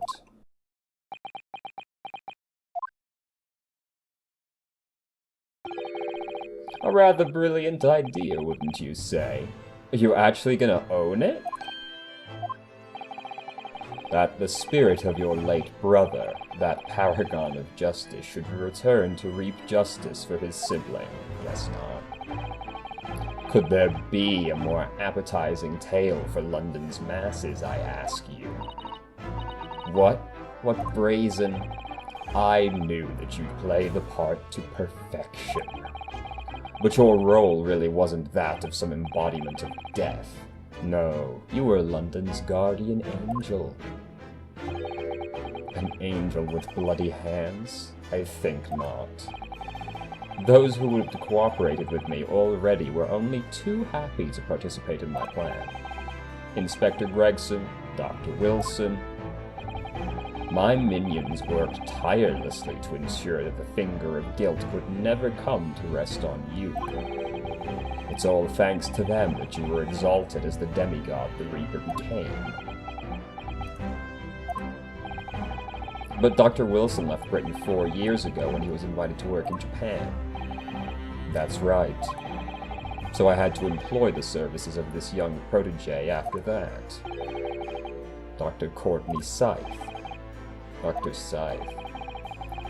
So what with the execution of the Professor and the subsequent reign of the Reaper of the Bailey, I've successfully safeguarded law and order in our mighty capital for the past decade. That is everything.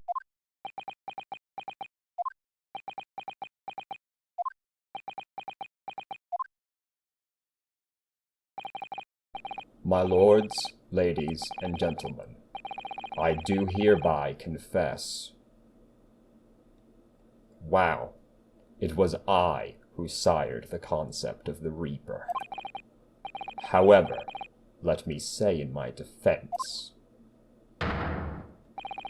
it was all for the preservation of law and order across the entire empire. Lord Strongheart did it. An unforgivable collection of crimes, but still, all those who died at the Reaper's hands were rotten anyway. It was all in aid of keeping London safe.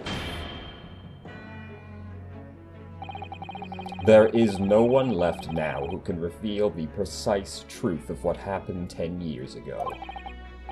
Therefore, this trial can go no further. Now, I would like to entreat all those present. Beyond these 4 walls, nobody need know the truth, Even Her Majesty must be protected from this. I trust you all appreciate the importance of my request. It is, of course, for the good of the country. Can he do this? He's definitely trying. Can the trial really end Hold now? I have one last question. For the accused, Lord Van Zeeks, what? Of course I know that you're a highly accomplished prosecutor, so I find it hard to believe that you didn't have any doubts at all. That you never suspected your older brother. It doesn't matter if he suspected it or not, truthfully, because even if he suspected it, like, it's not something you're ever going to admit to yourself unless you're presented with undeniable proof. Yes, the same thought occurred to me.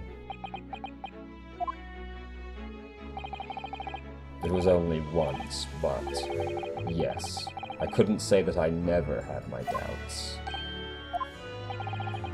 My brother's sense of justice was extremely strong. Perhaps too strong, I observed. At that time, there were members of the aristocracy who were bleeding the country dry for their own gain. And since they were nobles, they were untouchable. For my brother, it was a source of great turmoil. And coincidentally, at the same time, the professor began his terrifying reign. During the time of the professor killings, my brother did not appear to be himself. And that made you suspect? Yes. But it was only once, not more. Only once? Really? Clint wasn't the culprit. That was my conclusion at the time. And I still believe that now. Do you have any evidence to support that idea? The third victim was the Lord Chief Justice at the time. It was he who had recognized my brother's potential and trained him as a prosecutor. No matter what the circumstances, it's unthinkable that my brother could have killed his friend and mentor.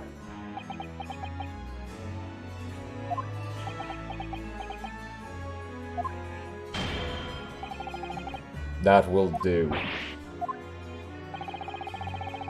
Neither Clint Von Zeeks nor Genshin Asogi still walk the earth.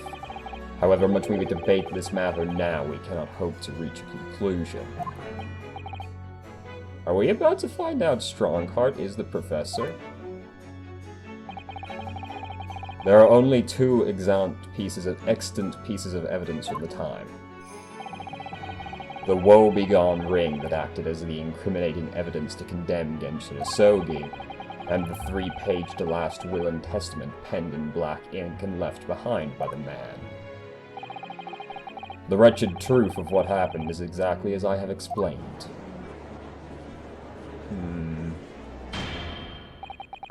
Later today, I will present myself at the Ministry of Justice for whatever sanction is deemed appropriate. That is all. Court is adjourned. Objection! Okay.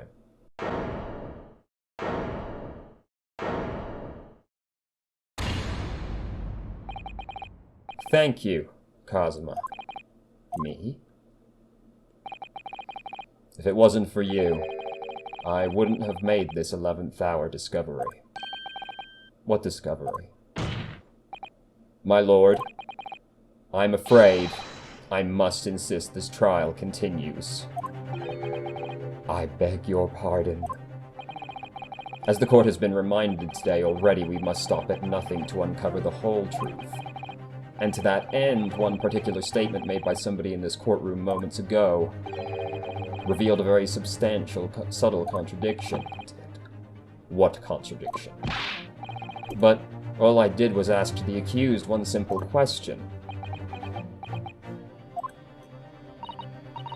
Well, it began with Lord Van Zeeks and his recollection about his brother, but Lord Strongheart didn't permit the defendant to speak at length. I merely pointed out that we can draw no further useful conclusions here, so what on earth is the contradiction? One of them definitely just said something contradictory. I need to consult the history. But it doesn't actually go back very far.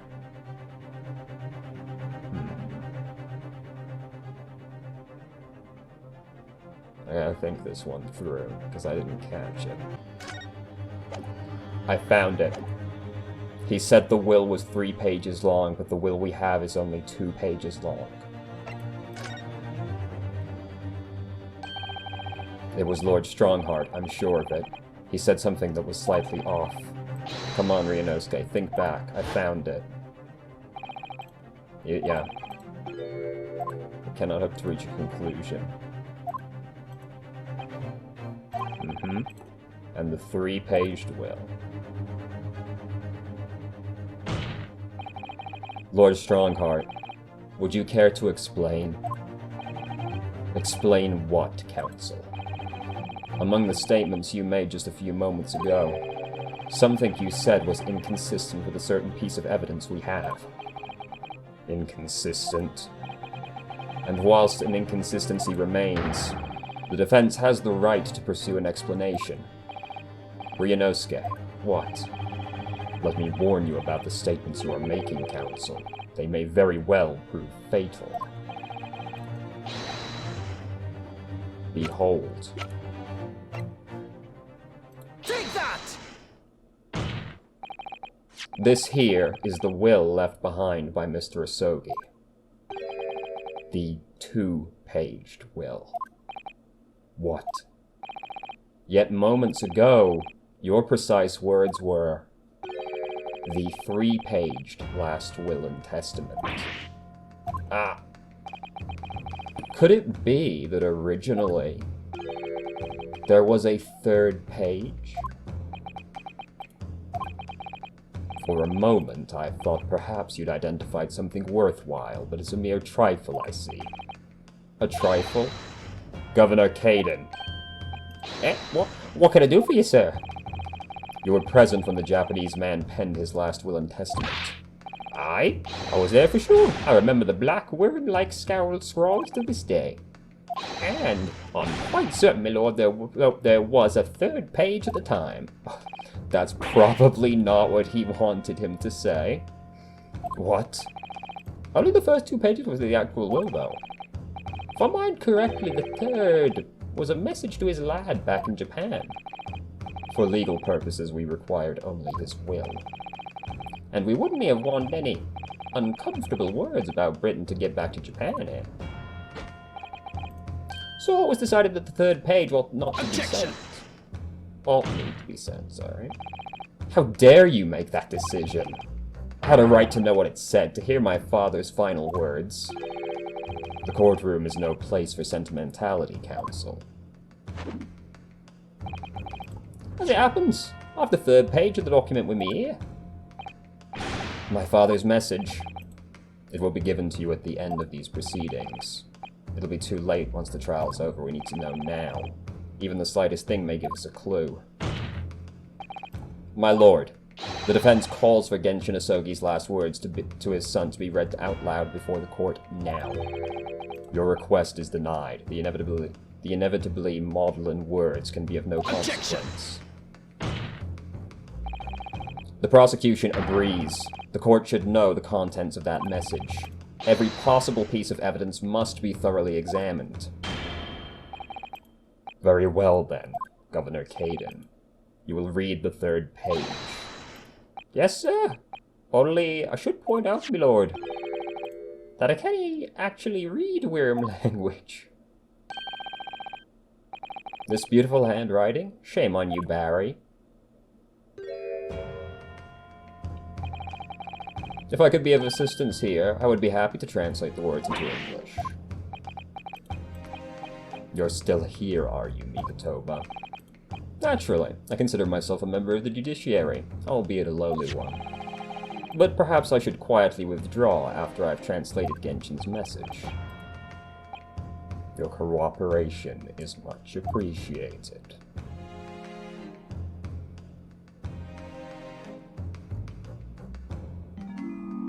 Kazuma. The truth is shrouded in darkness, a darkness only our clan's sword can pierce. Mighty Kuruma, twist thy head and watch them fall, all thy mortal foes.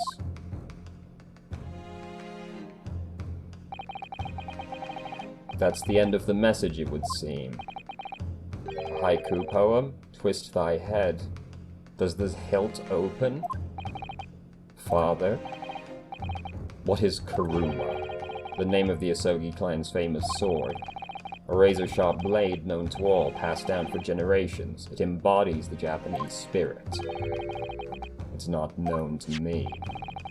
It's the katana sword that was submitted as evidence earlier in these proceedings.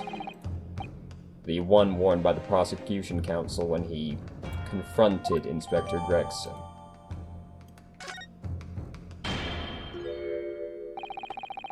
All these procrastinations are beginning to try my patience. Adjournment of this court is long overdue.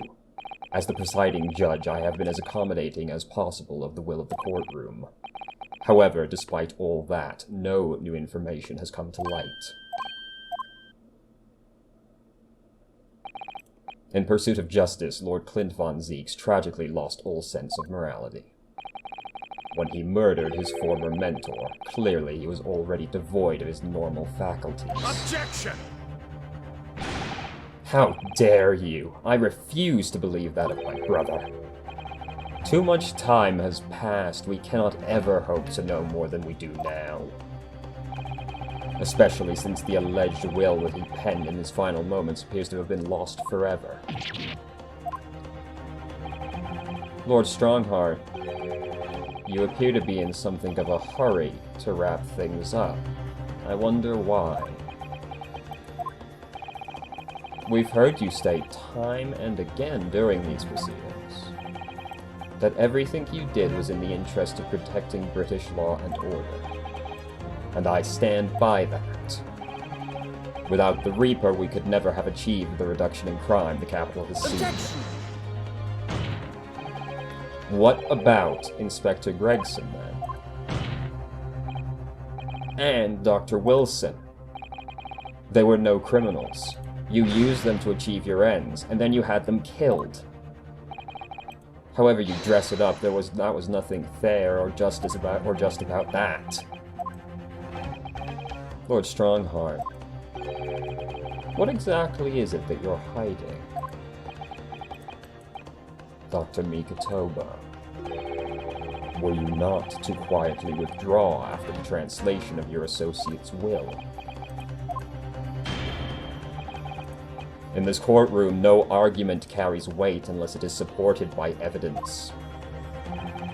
And it would seem the defense has no more evidence to present. In which case,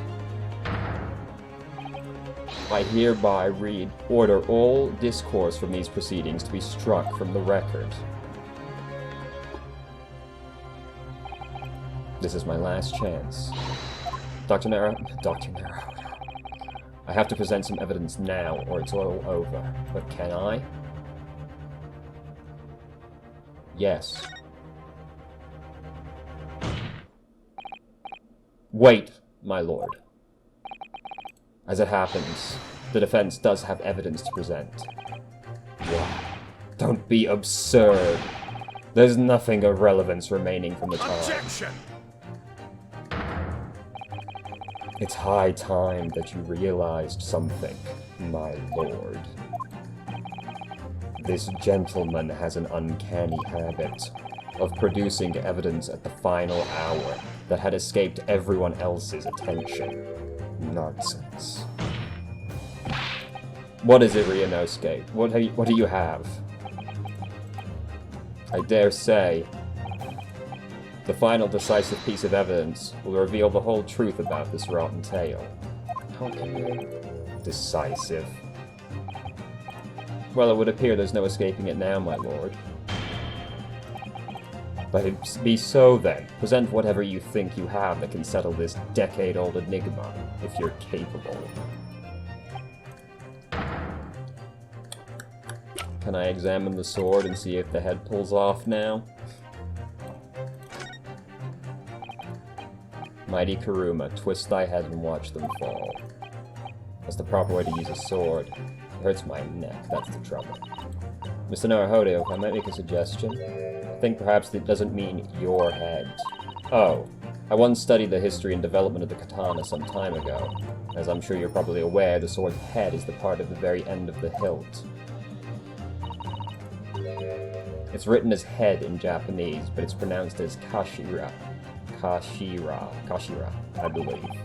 Kashira. So Mr. Asogi's words really mean twist the butt of the hilt? You don't think. Ah! Look what's inside it. Is that a tightly wound piece of parchment? Scarlet ink. It's written in scarlet ink. I penned this, my last will and testament, in the final moments before my inevitable and willing death. This is it, isn't it? Look at the signature at the end. Clint von Zeeks, and the date. 10 years ago on that fateful night. For 10 years it's been silently concealed inside Karuma and nobody knew. The last will and testament. Wait. Oh my goodness. Look at this. This is unbelievable. Let me read it. Let me read it.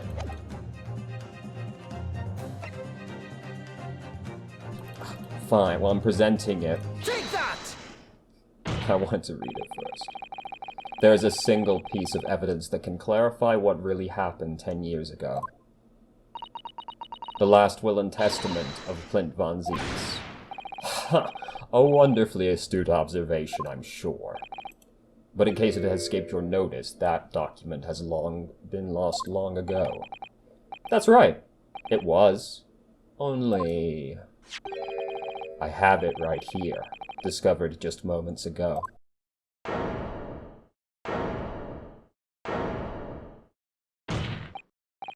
Impossible! That can't be! Everything that's happened comes back to this will. This document is the key that will unlock the entire mystery. Oh, he's not happy.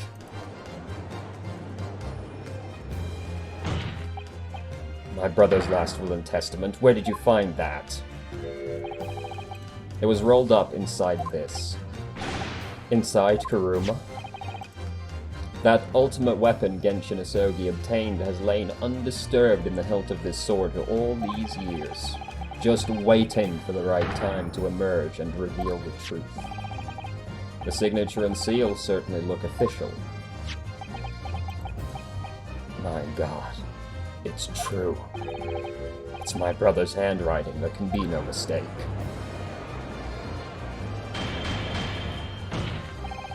I forbid the contents of that document from being read out. Do you hear me? I strictly forbid it. You can't do that, my lord. This document could explain everything. That document could literally destroy the meaning of justice in this country. I demand you hand it over to me at once. Why? What are you trying to hide? Could it be that you already know what's written? What are you implying? Court is adjourned with immediate effect. Clear the courtroom. Do that, my lord, and you'll suffer a fatal blow as Lord Chief Justice. I beg your pardon. Forcibly ending a trial without good reason, and not any trial, a closed trial by order of Her Majesty the Queen. To defy the monarch's will is treason.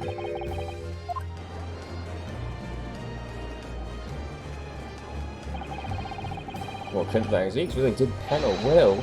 It's exactly as the young man said. Read it out, now! We have a right to hear what's in that will. Well, my lord.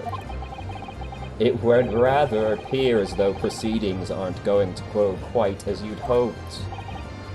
You fools.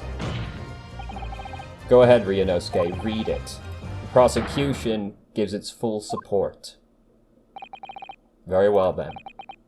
No. For God's sake.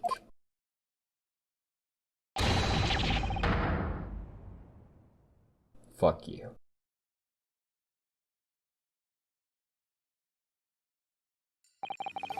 I pen this, my last will and testament, in the final moments before my inevitable and willing death. The hour is 11 p.m. and I sit at my writing desk in my office. My good friend Asogi stands at my shoulder.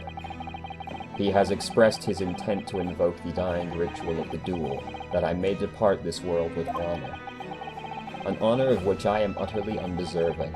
The Japanese are a truly merciful people, almost like the opposite. I, Clint von Zieks, Lord of the Manor of von Zieks' estate, hereby confess the following. I am the killer who has come to be known in society as the Professor, guilty of 4 counts of murder. I will not here discourse the corruption rife among the aristocracy, which is to me, as one of them, so apparent.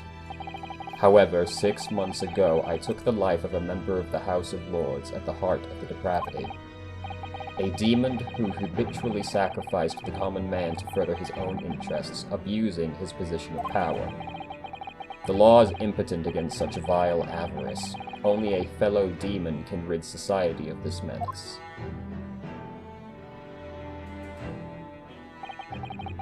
That demon was my quarry, upon whom I willingly set my great hound. But though I am a hunter of some experience, I am a poor felon, it seems. My guilt was at once recognized by another, and I became subject to his extortion.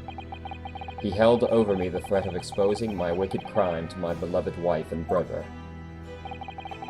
Under that threat, I have done this man's bidding for months now, killing those he demanded I kill. As I watched my former mentor perish before my eyes at the jaws of the hounds I commanded, I realized I had lost the last shred of decency within me and sunk to the level of a wild beast. There is no path back to the light, be it I or my dear friend Asogi who dies this night. I am eternally damned.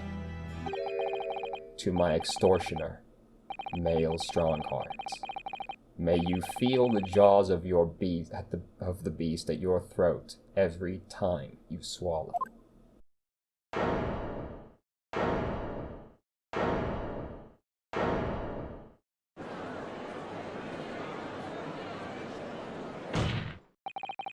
So now we know, yes, Clint von Zieks was a murderer, but somebody was directing him and naming his victims. His extortioner, Lord Mael Strongheart. It was you! Lord Strongheart, a moment ago, you claimed that what the court just heard could destroy justice in this country. But you weren't trying to protect justice at all. All you were trying to do was conceal the secret of your true nature and the countless lives you've sacrificed up till now.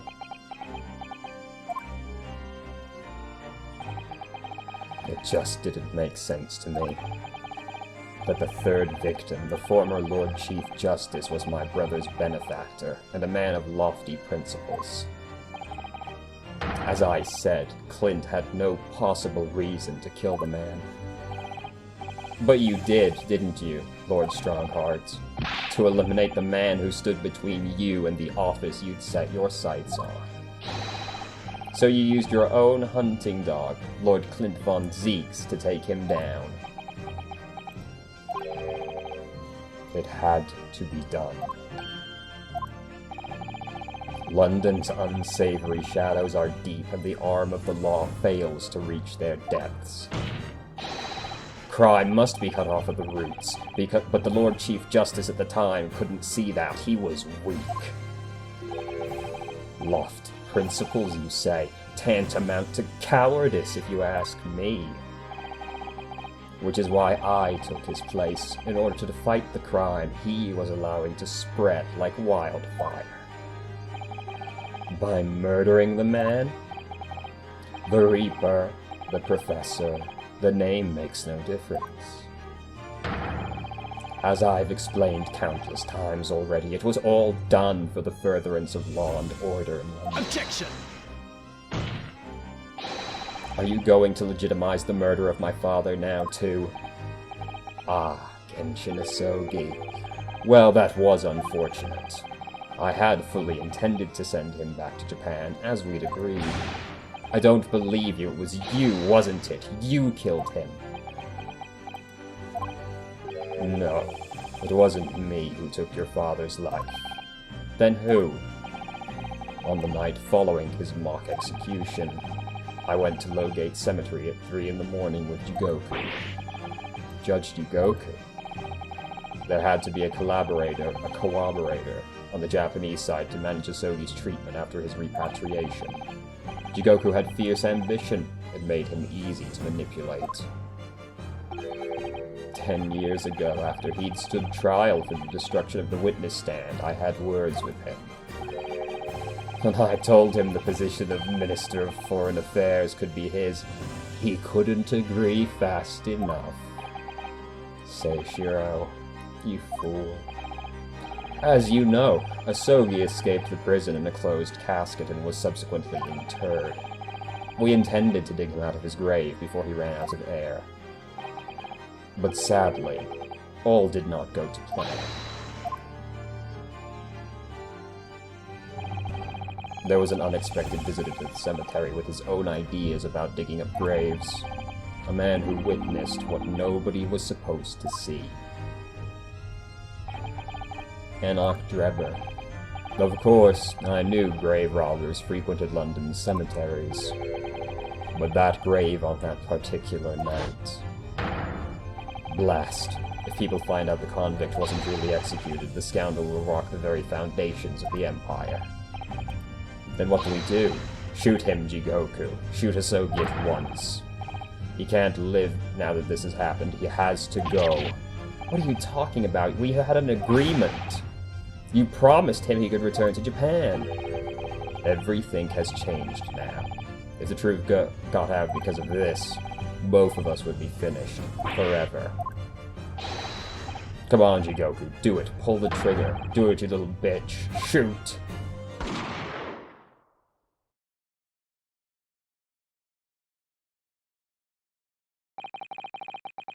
Jigoku shot Asogi from the shadows. The grave robber was so close the blood sprayed over his coat. He fled as fast as his legs would carry him. Then Jigoku and I put Asogi's body back in the grave from which he'd just emerged. When I later learnt of the waxwork modeler's presence at the scene as well, I made her swear to 2 things. Never to remove the professor's mask, and never to speak of the events of that night. And with that, the secret was buried along with Asogi's corpse. So, now you know what really happened in Logate Cemetery that night.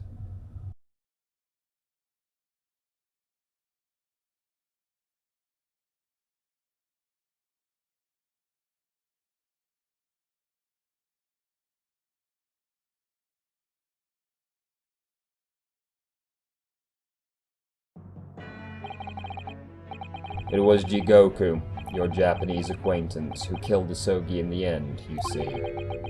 He claimed to be the man's friend, but when push came to shove, he pulled the trigger. Just before Mr. Jigoku left the courtroom earlier, he said that the assassin exchange proposal was a demand from his British counterpart, not a request. So you coerced him too, using what happened in the graveyard? By that time, Jigoku was the Minister of Foreign Affairs, negotiating international treaties with Britain. You can imagine what would have happened if it came to light he'd murdered a compatriot 10 years earlier. He would have lost everything. I merely reminded him of that. How do you sleep at night? These past 10 years, I've fought tirelessly with the darker recesses of London's criminal underworld. And I've used whatever means necessary to ensure that justice prevails and law and order reign supreme. Objection! That couldn't be further from the truth.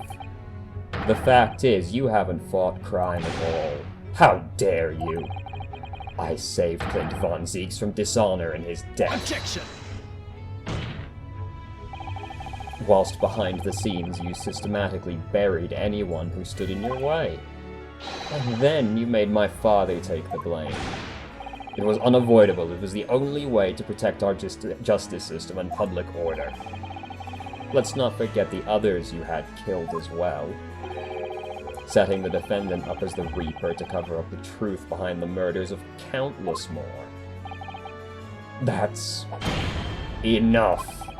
Do you have any idea of the conniving that led to the acquittals of those wretched criminals? We have to fight fire with fire. Our courts can't function without a Reaper. Can't you see all I've done for this country? This has been my struggle. Objection! What a fucking lunatic. You have done nothing. If Lord Von Zeke's here, who worked tirelessly and justly in court, whilst enduring the disgrace of the Reaper's name. And Inspector Gregson, fraught with anguish for having sullied his hands through a desire to do the right thing. Not to mention Genshin Asogi, who risked his life going in pursuit of the truth you tried to hide. No, the darker recesses of London's underworld were largely filled by you. You little... When will you get it through your thick skulls? That it was all for Queen and country, I'm tiring of that excuse. You've consistently twisted the truth for bargaining power to make others do your bidding, nothing more. People who willingly twist the truth and coerce others have no right to call themselves part of the judiciary. I strongly suggest you don't ever talk of justice again.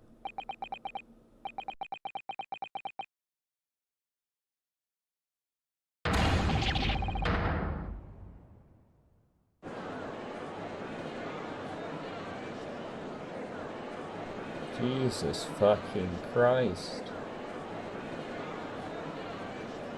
I knew he was gonna be something, but I didn't expect it to be so much.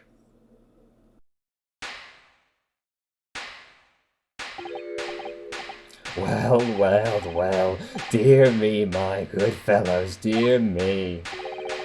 A well-deserved round of applause, I think, for a quite marvelous performance. What are you talking about? Those delightfully grave expressions, that beautifully pronounced Queen's English.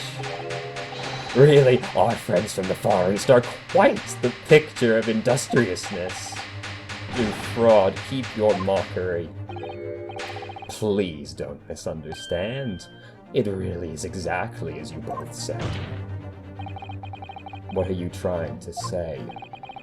I have occupied the darker recesses of London's underworld and, how do you put it, done nothing? I confess it's a little embarrassing to have it pointed out quite so starkly, but yes, I really have done nothing, which means I can be indicted for nothing. No? What? It's true. Personally, I have committed no crime. I've merely been surrounded by fools who've acted very rashly indeed. Objection! You can't get away with that. You've consistently preyed on people's weaknesses. And what? Threatened them? Are you sure it wasn't just bargaining?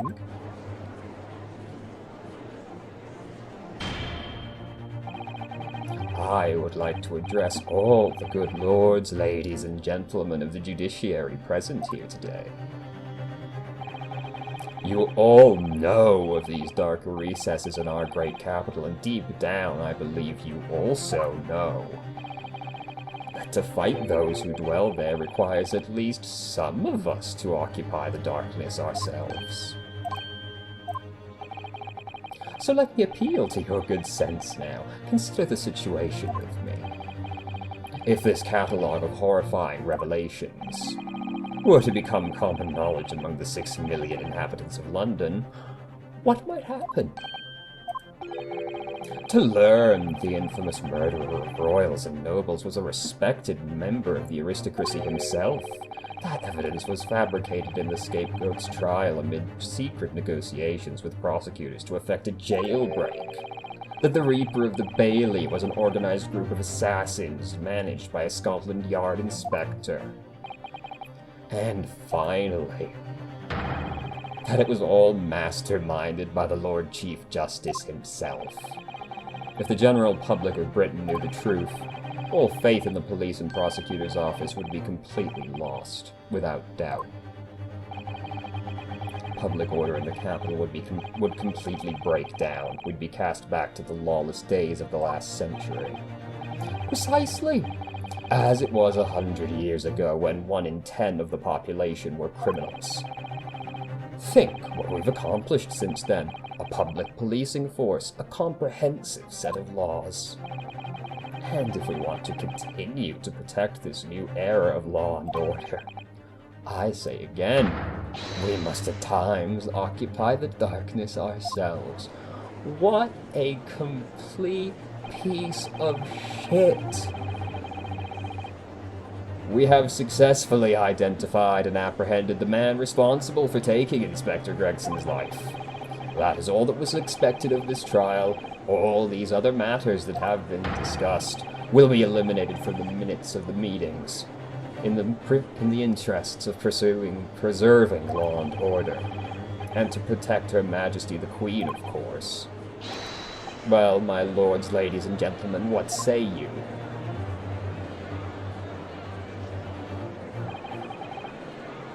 Don't be this way. Stop. No. Stop. Stop. You can't be this way. Stop. Bad. What is wrong with you all?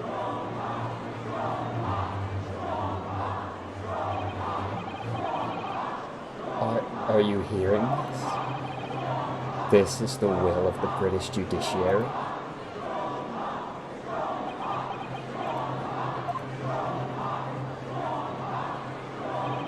What is wrong with you all?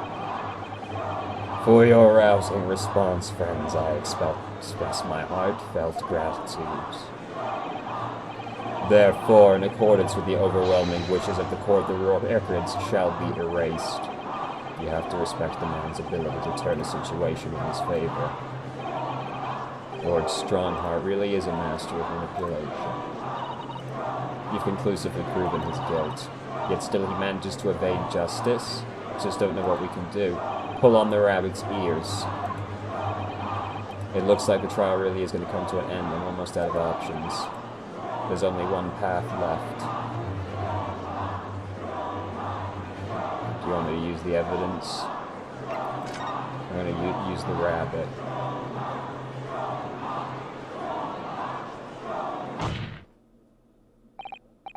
Yes, as I know only too well. The only thing that carries any weight is court is hard evidence. But Naruhodo, what evidence is there to use at this stage? I have an idea. I don't know whether anything will come of it, but if there was ever a time for this particular item we have among the evidence, it's now. Believe.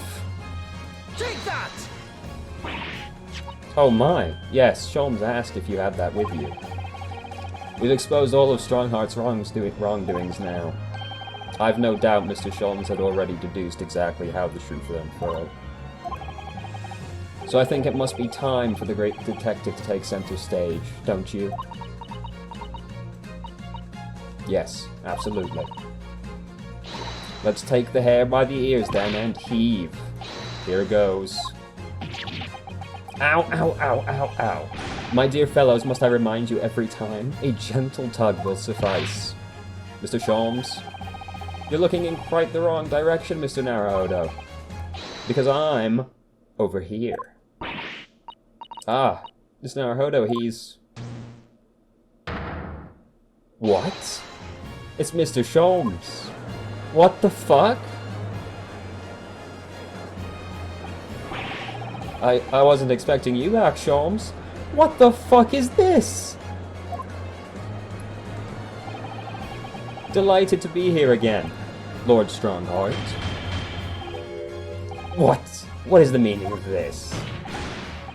Bailiff, seize him. Put that man in irons. This is a closed court. You've been warned once already.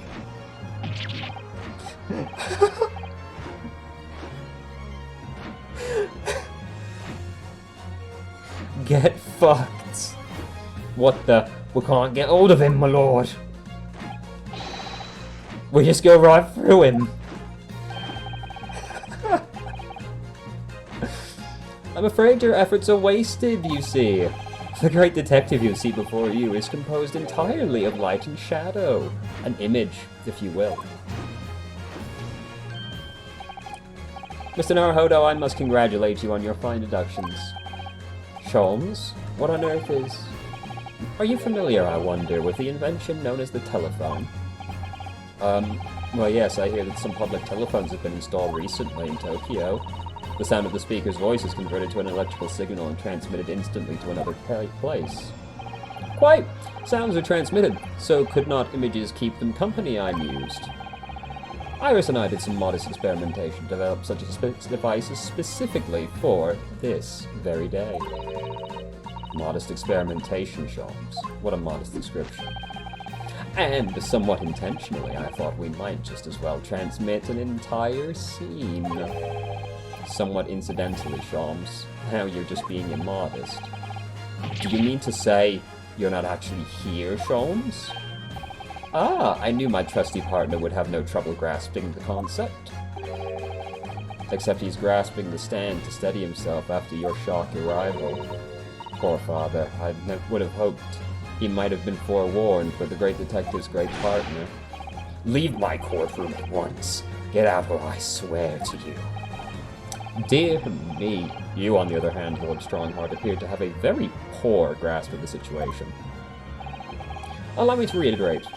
I am not here, which would, I hope, lead naturally to one asking. Where exactly are you? The very question I was awaiting. I am at present enjoying the air in a rather splendid garden. A garden. Not just any garden, you understand. A garden of Buckingham Palace. What? You can't be. Buckingham Palace. What's Buckingham Palace, Mr. Sato? I've never heard of it, because I'm a stupid cunt. Do you ever read the news, Mr. Naruhodo? Sholmes, is Iris with you there? Ah, well now, Iris is currently enjoying some tea. With Her Majesty. Her Majesty? Not just any Her Majesty, you understand. Her Majesty the Queen of the British Empire. What? What on earth is all this about? Buckingham Palace is Her Majesty the Queen's residence in London, Mr. Naruhodo. Order, order! I demand immediate silence. Her Majesty the Queen, you can't be. I mean, no. This is some sort of unforgivably distasteful trickery by a third-rate detective, that's all. Unforgivably disastrous trickery. Distasteful trickery, what an apt description. A closed court session attended by elite members of the judiciary is a rare event. I presumed Her Majesty would be more than a little curious about the proceedings. So, I decided to show her everything, from start to finish. Huh? You showed her? Indeed. By dint of the Herlock Sholmes remote cinematograph. You meddling. This is some kind of nightmare. Just as I appear to be standing before you, regaling you with talk of my latest invention. No doubt you've inferred that the reverse is also true. You don't mean... Her Majesty has seen and heard every moment of the proceedings. I assume there would be no objection. After all, Every trial in this country is conducted under the auspices of Her Majesty, as you know. You... I confess I am quite impatient to hear Her Majesty's opinion about the unforgivably distasteful trickery in which you've been engaged over the past 10 years. No, I was merely... Oh, so sorry to keep you all waiting. Vicky and I had so much to talk about. Iris, there you are. In fact, I have a little message here from Her Majesty. A message. Well then, if everyone is sitting comfortably. Forthwith and with immediate effect, all authority previously afforded to male stronghearts is hereby revoked forevermore. Furthermore, he will be prosecuted for crimes against his country in a public trial by jury in the coming days. So, it seems that Her Majesty doesn't believe we need to fight fire with fire. Justice in this country needn't be administered from the shadows at all. Get fucked, male strongheart. The darkness you fostered to conceal your despicable actions these last 10 years is a thing of the past now. After today, your brand of law and order has no future, because no longer are you the Lord Chief Justice. In the eyes of the law and Her Majesty the Queen, you are nothing but a criminal.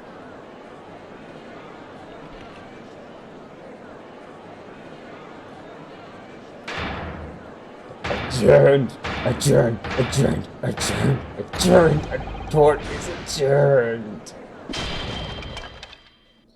Get fucked.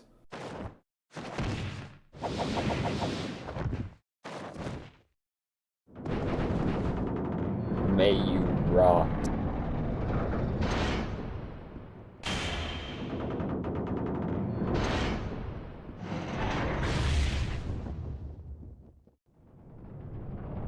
Oh.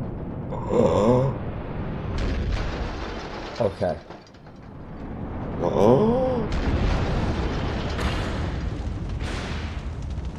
Holy shit.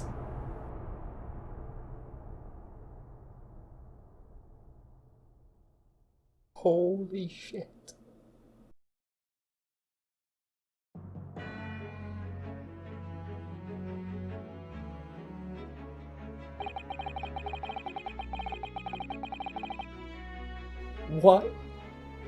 What just fucking happened?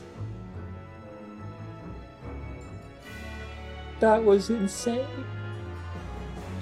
Lord Clint Von Zeeks left a will in which he confessed to everything. When those words came out of Asodi's mouth, it deranged me completely. I knew I must do anything and everything in my power to contain the situation. But I couldn't find the damned document. I searched his cell, but it wasn't there. Which precipitated the jailbreak plot, I presume. What do you mean? The need to obtain that will was all-consuming. I was sure that if I facilitated Asodi's escape, he would emerge with the will somewhere on his person.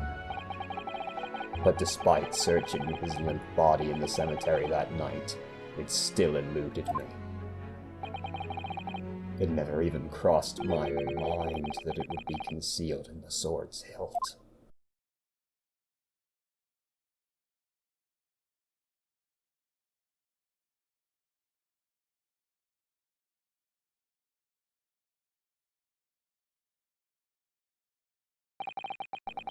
What pains me now is that my brother left this world without a word to me. I'm sorry, Lord Von Zeeks. In point of fact, I think perhaps that isn't the case. Sorry. How can that be? There is more to his last will and testament. What?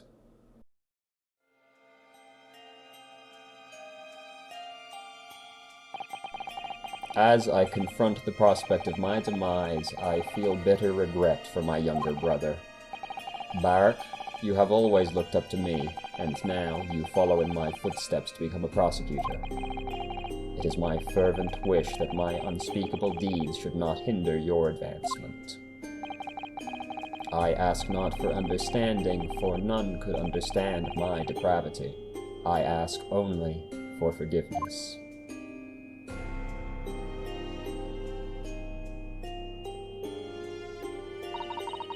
Asogi is a fine detective and a hunter worthy of respect. He has agreed to honor my final 2 wishes. The first is that this document survives. The second, I cannot commit it to paper. I have confessed my sins to my wife, and may she find resolution in my death. With my eternal gratitude to my Japanese friend, I rest my quill. Clint von Zeeks.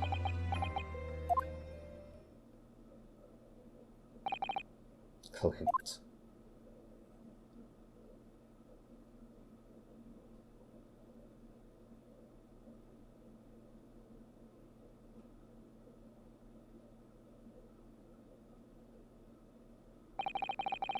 Male Stronghorn.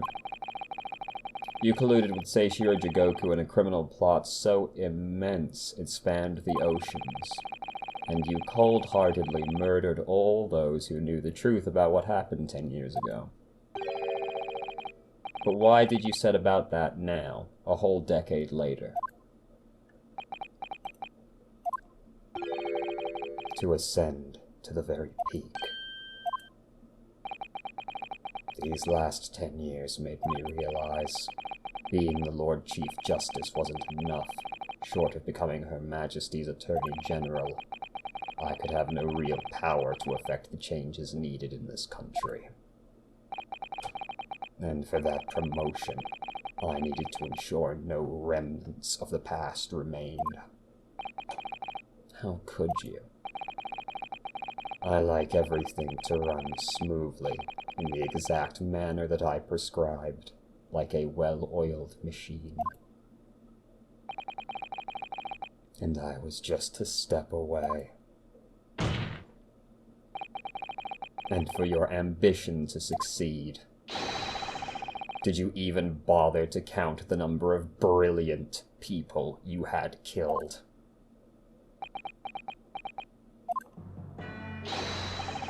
Mr. Reaper, are you not forgetting something? Such as... You've very much adopted your usual prosecutor-like demeanor in the proceedings now. But the reality of the situation is that you are the defendant in this trial. However, the presiding judge would appear to have fallen from the bench, as it were. May I suggest, therefore, that we entrust the final adjudication to an old friend. My lord. As a member of the judiciary, I have been following the proceedings from the gallery, and I must say, I shan't ever forget the extraordinary battle between good and evil that I witnessed today.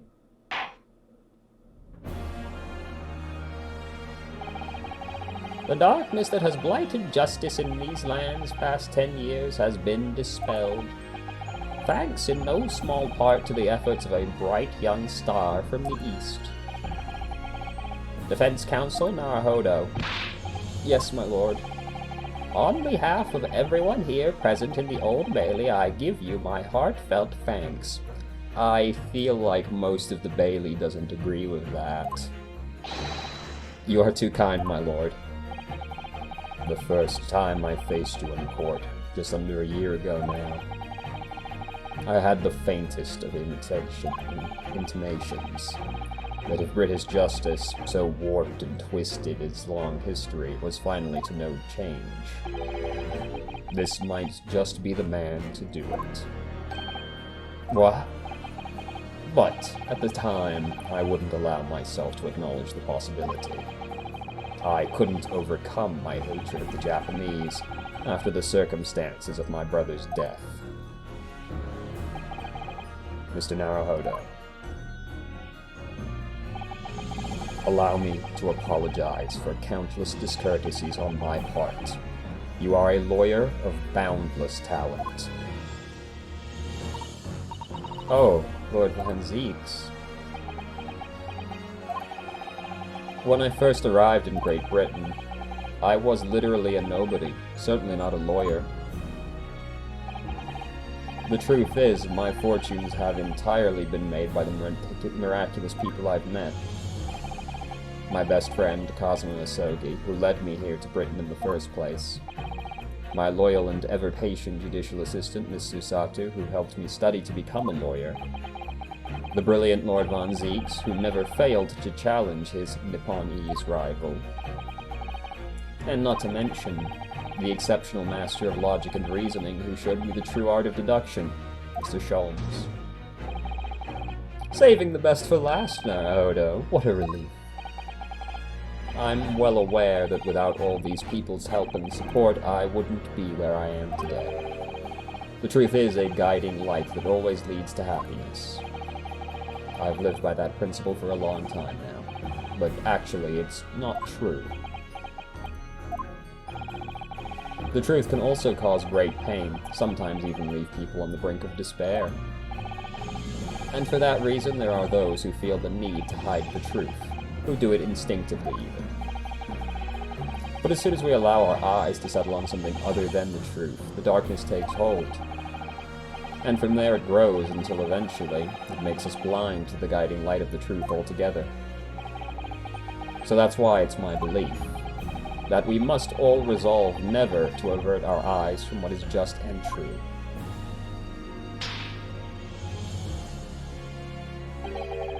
So that we can continue to walk the straight and narrow path ahead.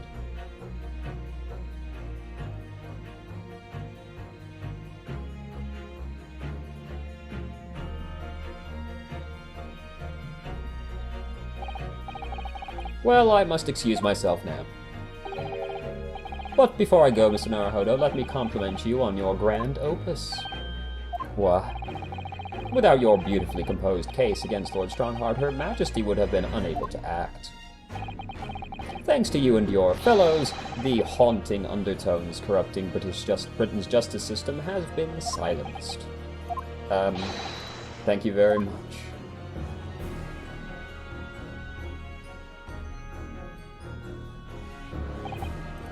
So, until our paths cross again somewhere. Well then, it would appear this long trial has finally come to a close. My apologies for any anxiety caused, my lord. I'm quite sure we shall meet again here in the courtroom before long, Prosecutor Von Zeeks. In conclusion of these proceedings, I hereby declare the defendant, Barak Von Zeeks. We did it. We've climbed the mountain. We've saved the city. For real this time. That is all. Court is adjourned. What an eventful day. I can't... What a fucking wild hour it's been. It really is all over. But did I sacrifice too much? Mr. Naruhodo.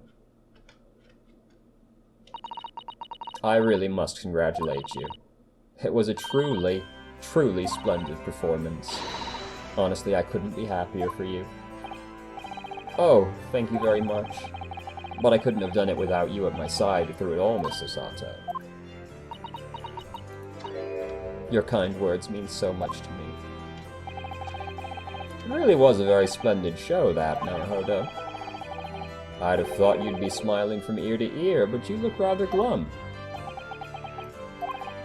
Well, of course I'm delighted about the verdict, but in exposing the truth, I'm afraid I've caused my client a great deal of pain. I'm not really sure that's what a lawyer ought to be doing.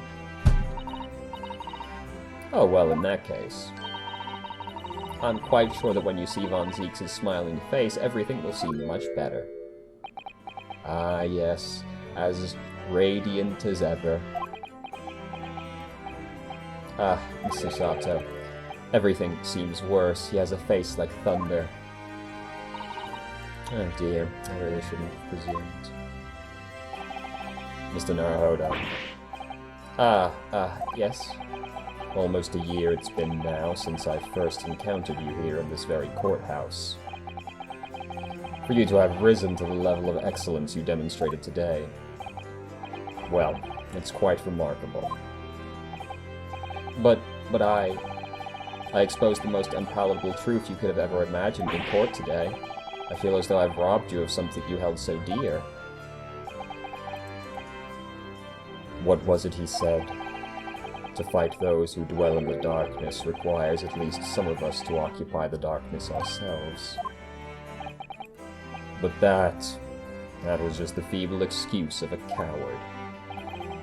Only those with a steadfast eye for the truth have what it takes to fight the dark forces of crime. You made fine work of establishing that fact in court today. Oh. Well, thank you. What magnanimous words. I'm quite sure that Kazuma-sama would have a smile on his face at this very moment if he were here. Kazuma.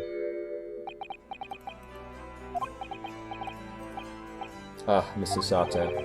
There's another face like thunder here. Oh my, and he really was here. Lord Von Zeeks. Allow me to congratulate you on your acquittal. Congratulate me, or curse me. You failed to bring down the Reaper. I owe you an apology. No, it is I who should apologize. Your father, Genshin. If I had been stronger, then perhaps I made an unforgivable error of judgment. I can offer no excuse. And I can offer no forgiveness. That said, I suppose you fought for justice and the truth. For that, at least, I can't withhold respect. Your words mean more to me than you could know. I will hold them dear. Gay... Kazuma-sama. I must say, there's one thing that's still bothering me. What's that? The will that Clint Von Zeeks wrote before his duel with my father.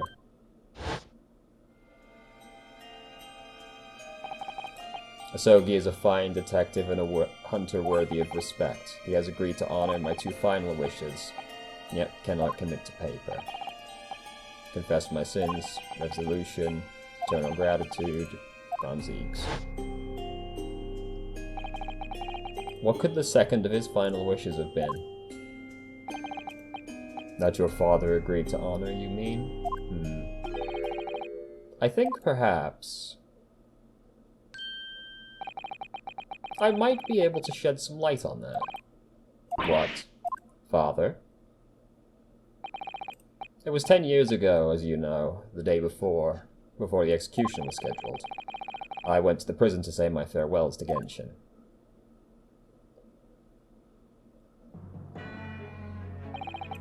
Why aren't you putting up more of a fight, Genshin? If you'd only agreed to it, Seishiro and I would gladly petition the government. We've been through this already. You don't need to worry about me. Anyway, Eugen, I have a favor to ask of you. Something of great importance.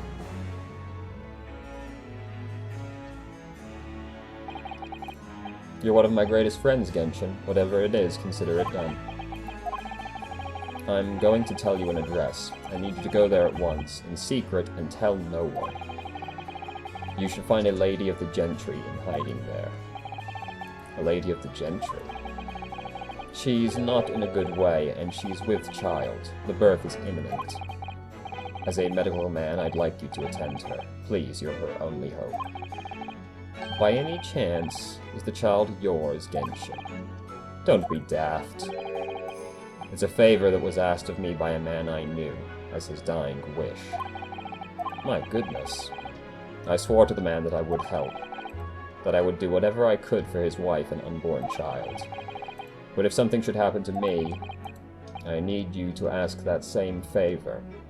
You're the only one I know that I can truly rely on. What did you say? If something should happen to you, tomorrow night you're going to be... You never know, though, do you? What life will bring. Alright then, tell me the address. I'll head there at once. They say, no, not with him. Pardon? This is a favor I'm asking of you, and only you, Eugen. Right, I see. Very well then.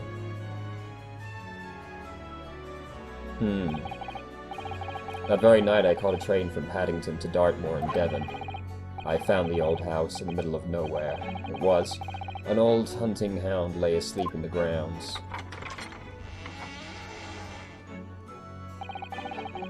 The poor woman was on the floor at the back of a darkened room. She was in mortal danger. I broke her waters to precipitate the labor before she weakened further, but it was a torturous birth. I did everything humanly possible for her and her child.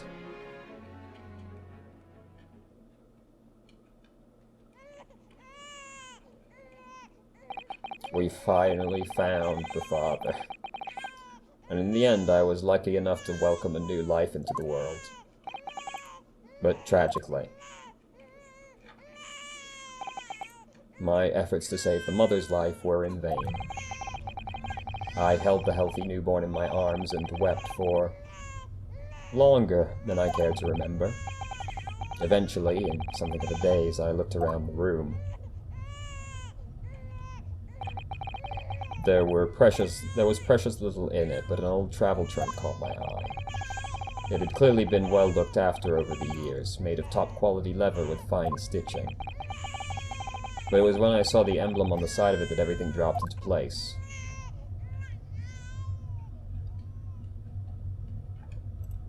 B for Baskerville. Baskerville? You mean the woman was the wife of Clint von Zieks? That's right. The newborn was his daughter. But that makes no sense. Why on earth wouldn't Clint have entrusted the child to my care in that case? I was completely unaware that he even had a daughter. I suppose he didn't really have any choice. What? Well, your brother said that he'd confessed to everything to his wife. She must have been beside herself with worry for her child. If the true identity of the professor were ever to be made public, the girl would be forever branded as the daughter of the infamous mass murderer. So the only solution was to distance the young girl from the Van Zieks family as much as possible. I don't believe it. I imagine that in his final hour, Lord Clint von Zieks made the obvious choice. He would have thought to himself, this Japanese man here is someone I can trust. I honored my promise to Genshin, of course. However, only a month later I was summoned back to Japan, and without disclosing the parentage of the child, I couldn't obtain permission to take her with me. Oh, how awful. I was completely at a loss. In the end, I had to ask my great friend. I asked him if he would be a father to her. That being Sholmes, I presume. Yes, he took one look into my eyes and agreed to it on the spot. Sholmes has a heart of gold. Really, all it can be said that I did for the child was to give her a name. Oh. When I'd come to Britain, I was trying to escape from the grief of losing my darling wife. So it was her name that I gave the little girl. Your wife's name, in other words, the name of my mother.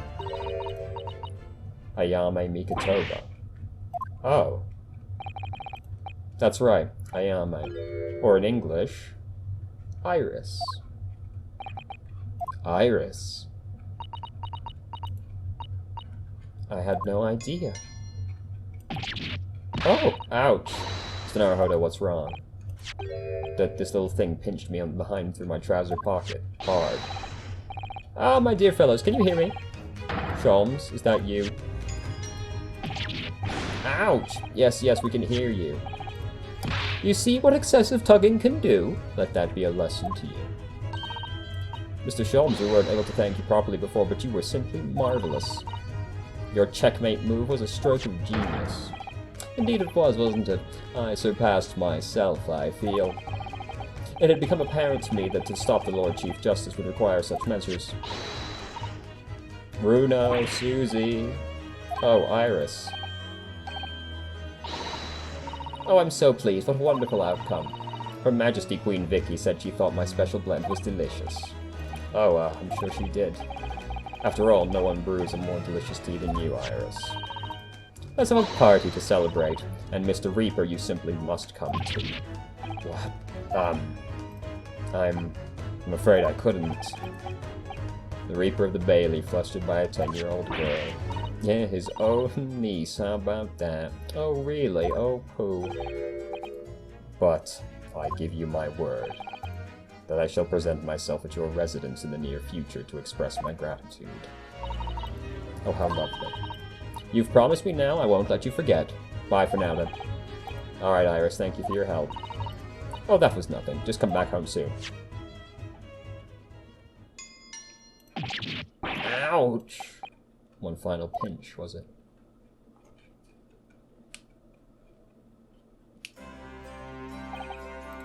Well, I think I ought to be leaving. Lord Van Zieks, would you care to accompany me? Certainly.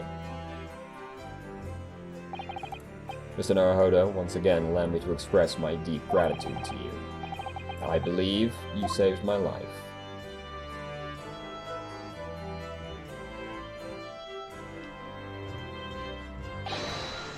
Wait, Lord Van Zieks. Yes. What are you intending to do now? Well, clearly I shall have to resign from the prosecutor's office. Oh no. I intend to publicize the full truth about the Professor case. Once that's done, the Van Zieks family will be ostracized completely from London society. Surely not. So as soon as I am free from my employment, I shall leave the capital. Oh, I see. Don't be a fool. Are those the actions of a man once feared as the mighty Reaper of the Bailey? I beg your pardon. For the past 10 years, you've endured that pseudonym and been cast as one of the dark forces yourself. Now that you've finally been freed from that disrepute, your battle is just beginning, surely. Well, I certainly never expected to hear those words from your lips. I waited a very long time to come to London. Now I'm properly here, I intend to learn all that I can. Anyway, goodbye for now, Ryunosuke Naruhodo. Kazuma Asogi. Seems as though he's really matured suddenly. He's not the only one who's matured, Mr. Naruhodo. Well, I think we should make our way back to Baker Street. We must help Iris with tonight's dinner. We must.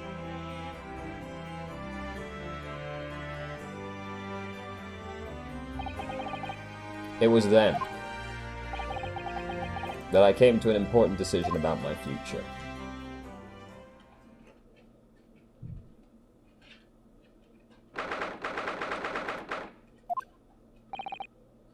I'm home.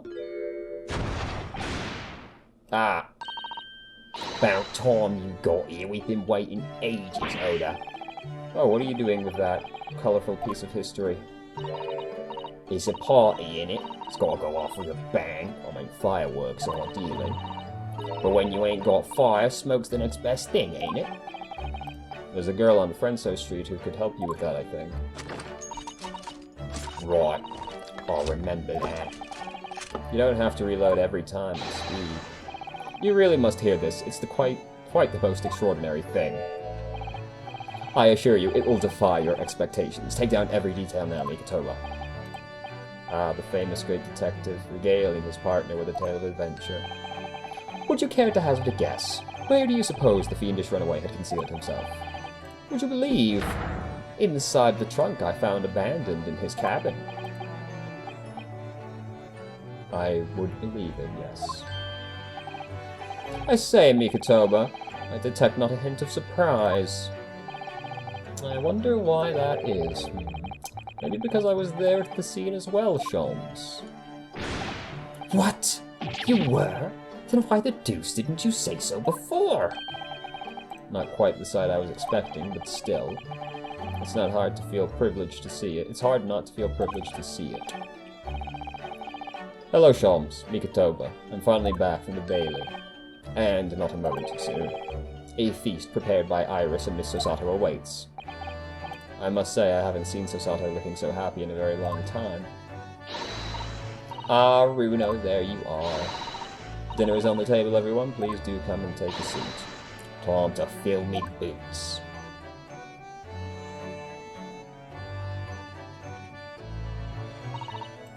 Goodness, is that really true, Gina? Yup, I'm losing me copper's clobber and going back to what I know best. It's a diver's life for me. You're really leaving the police? But why, Ginny? Well, boss ain't around no more, so... Oh.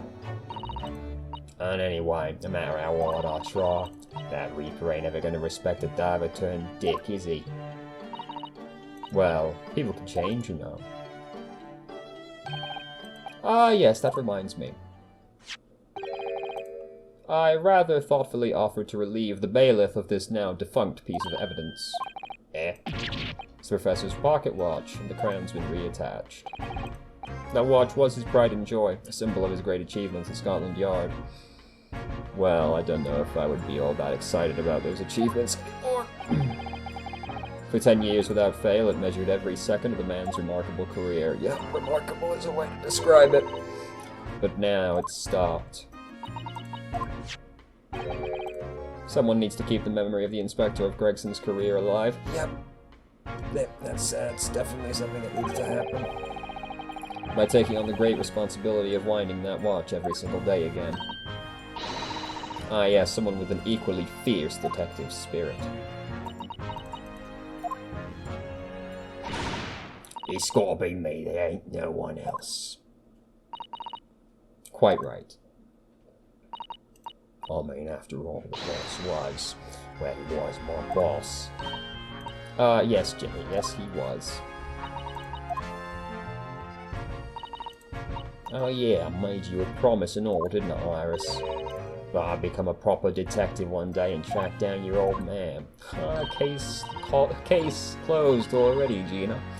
Alright, then it's decided I'll do it. I swear I'll find your dad and bring him kicking and screaming. I got some bad fucking news for you.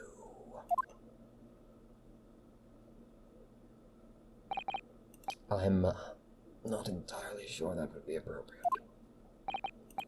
Yes, I think, Gina, it might be best to... well, I think I'd like you to forget that promise, Ginny. Iris?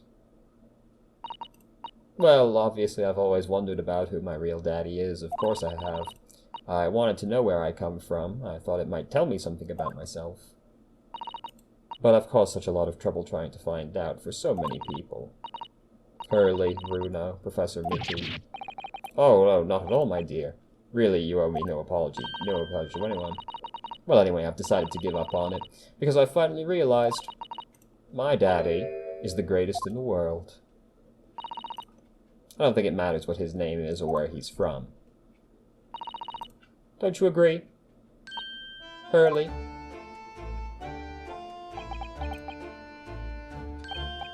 With every word, Iris.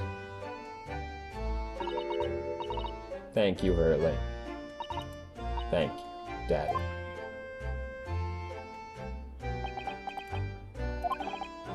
I think Mikotoba. Yes, Sholmes.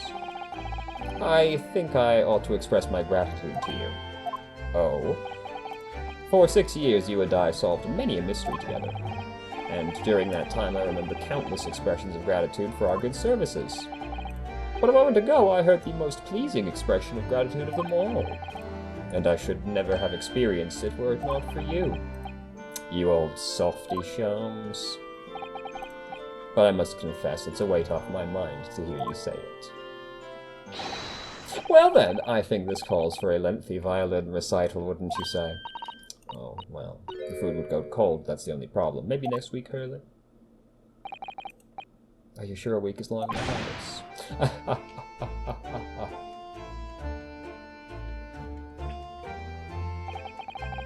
Even amidst the most troubling of cases, even reeling from the most shocking of revelations, returning in the evening to this suite of rooms, there's always warmth and happiness to be had. The home of the world's greatest detective, and my home too, with my greatest family.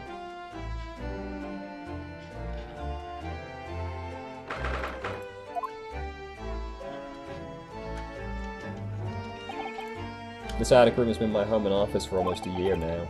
I've certainly had some unforgettable experiences whilst I've lived here.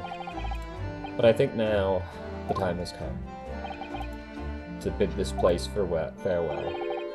Naruhodo. Oh, Professor. Are you alone? I didn't hear any sound from Susato's room. Yes, Susato-san went out after dinner. She took the carriage. Something about an important matter she needed to take care of. I see. I wanted to thank you for what you did earlier. Oh? With Iris, I mean. When the subject of her father came up. Lord Clint von Zieks. I made up my mind many years ago never to tell her who her real father was. It's what was agreed with Genshin, after all. Lord Clint von Zieks' final wishes before he died, you mean? Yes, I had to take some rather drastic steps at times to protect that secret, you know. Trolling Susato back to Japan for 6 months, for example. That's why. When I read Soseki-san's report about his final days in London, my heart nearly stopped. You'd stumbled across the crux of that terrible case, the dog's collar. Pretty wild that never actually ended up being important. The description of the Baskerville insignia left me in no doubt. Baskerville. If you'd decided to investigate that insignia, sooner or later you'd have made the connection to Von Zieks. And to make matters worse, Susato knew of the unpublished story as well. The story that Iris had written based on my notes at the time. Ah yes, the Hound of the Baskervilles. Exactly. It was a work of fiction, but based on the grim reality of a huge beast of a dog being used as a murder weapon. A dog with the Baskerville family emblem around its neck. Armed with those two clues, I feared you and Susato might arrive at the truth, so I invented that story about having collapsed to justify her leaving London and returning to Japan. All in aid of halting any investigations you and she might have been contemplating. I see. Yeah, that worked. Something I've never understood is why Susato-san came across that manuscript in Japan, though. You know, Iris is the Hound of the Baskervilles, I mean. Sholm sent it to me. That was before Susato-san left Japan. He was very troubled about what should be done about it, you see. I'd read it and carelessly left it on my desk, which is where Susato came across it. Ah. It was the only case Sholmes and I ever pursued that I didn't record in meticulous detail. I was stunned when I discovered that young Iris had pieced together so much of it from my paltry notes. Sholmes and I discussed the matter and decided that we couldn't let the stories be publicized. At that point, I returned the manuscript by post to Sholmes for safekeeping. So you did all that to stop Iris from finding out about her father. That's right, because Sholmes had told me how astute she'd become. However, having witnessed events in court today, I must say my opinion has somewhat shifted. Oh. I think at some point in the future the time will come for Iris to know the truth. And when it does, well, I believe it will be for the best. I think so too. Actually, Professor, I wanted to talk to you about something. Judging from that expression, I'd say you've come to a decision, have you? Yes, I have. I will be returning with you to Japan. Are you quite sure? I'm really only here as a substitute for Kazuma. But he's here in Britain now, as originally intended. locum student Naruhodo doesn't really have a right to stay, I think. I see. Looking back now, when I first arrived here in February.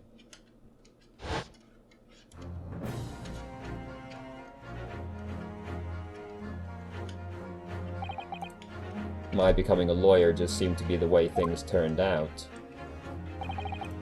With Kazuma, Susato-san, and Mr. Sholmes all gently pushing me in that direction.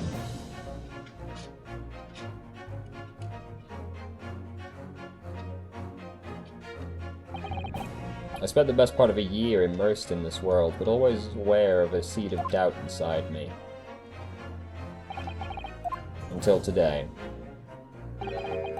Standing in that courtroom earlier, all doubts vanished from my mind.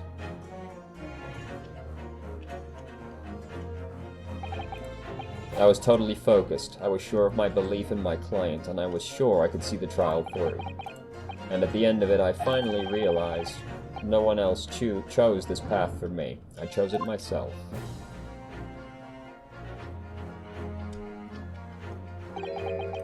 The path of a defense lawyer, eh? Yes, that's what I am now. That's what I'll be going back with. That's what I'll be going back with you to Japan as.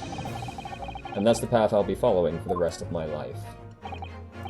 Well, it sounds like you've made quite a resolution now. I have. Very well then. I must say it's extremely welcome news. I shall make arrangements for you to return first thing tomorrow, but I don't imagine we'll depart for a few days. Not with the symposium having been cancelled now. Such a shame. Never mind. I'm sure there'll be another opportunity in the future. Well then, I bid you a good night.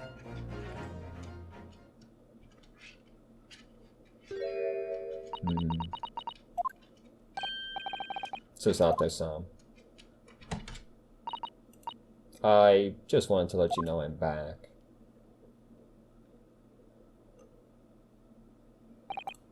Did you, hear what your father and I were discussing? I'm sorry, I did, yes. I couldn't help but... Oh. How much did you hear? Well... From the part about Iris's real father, I think. In other words, from the beginning. So you've made up your mind.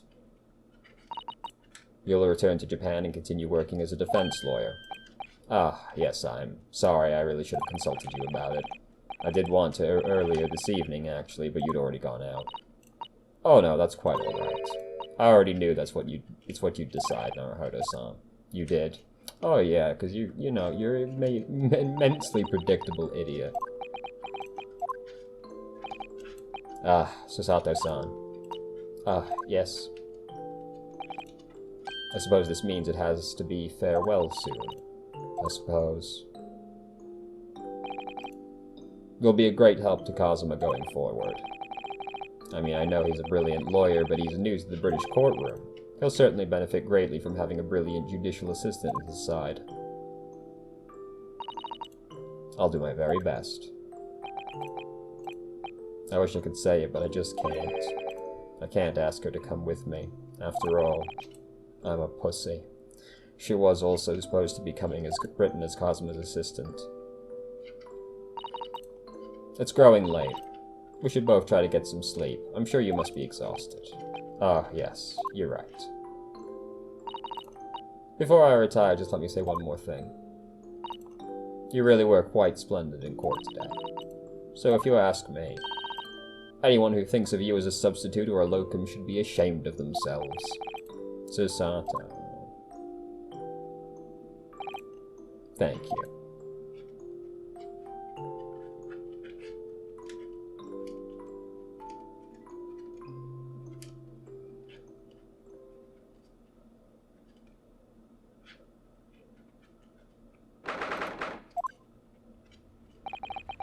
I can't believe this day's finally come. You're really leaving then, Runo? I'm afraid so, Iris. Thank you so much for everything. I don't know what I'll do without your wonderful cooking and delicious tea. Oh, I wish you weren't going. But you have to come back and visit, say you will. Of course, I promise.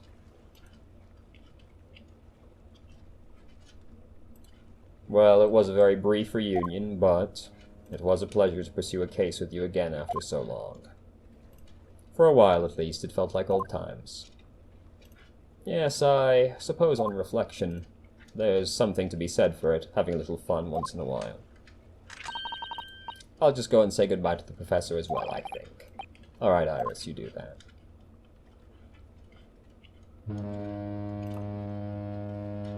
That's a honker. Susato-san. I've just checked, Naruhodo-san.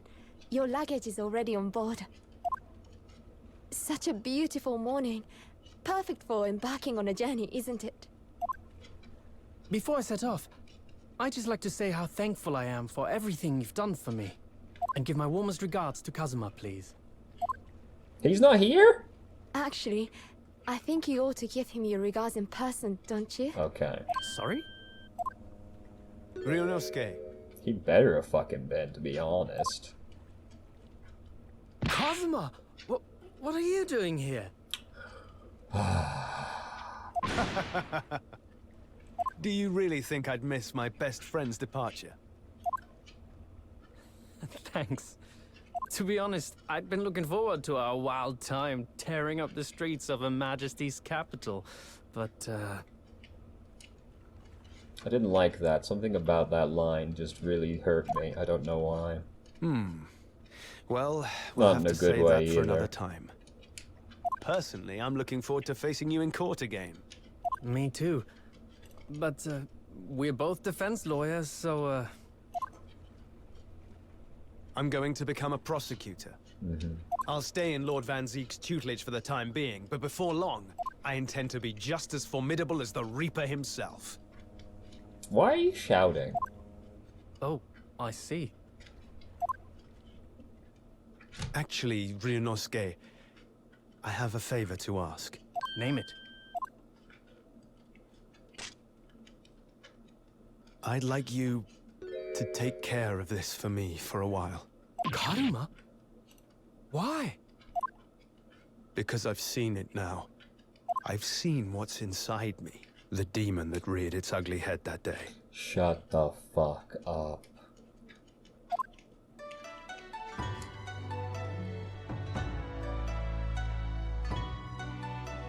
It was only for the briefest of moments. The last time I came face to face with that inspector. But it was unmistakable. I wanted to kill him. I've always known there are demons that live inside people. And now I know there is one in me. Look, to be frank, I don't think it's all that unusual to be like, man, fuck this guy, you know? You didn't kill him, that's the important part. The fact that I'm it pretty very sure nearly everyone has consumed had me a is something similar I'll carry feeling with at me some point. until the end of my days. While I devote my life to fighting those whose demons have got the better of them. As a prosecutor, Like, I feel like you had pretty good reason to want to kill the guy, at least at the time, before we discovered everything else that happened. You know. So, that's what you've resolved to do, is it? until I'm ready to face the demon within me, to slay it once and for all. I leave this in your care. If Oh fuck, sorry. Of course I will. I'll keep it by my side.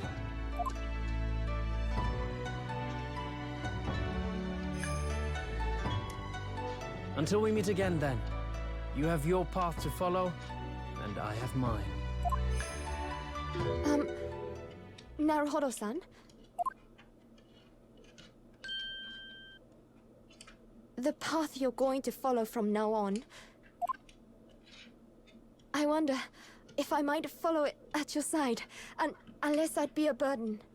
What? She wants to fuck. I mean, I would very much like you to come with me. He also wants to fuck. But aren't you... you're so predictable, Ryunosuke. Yeah, he's a stupid idiot. I am? Yeah. Honestly, You never change at all. But that's what I like about you. Gay. You mean you knew about this? It was the evening after Lord Van Zeek's trial came to an end. She came to see me at the prosecutor's office. Really? Oh, when I had that conversation with Professor Mikotoba. So, you'd go with Ryunosuke back to Japan? Yes. I know it's unfair of me to follow my own interests like this. Coming here especially to tell me. You're a stickler for etiquette, aren't you? Did you see that rotato he did? That was amazing. Well, what are his feelings? We've never discussed it, of course, and Naruhodo-san has made no such suggestion. I worry that perhaps I'd be a burden to him. He's just as much of a stickler for etiquette as you are. He'd never say anything before he was asked.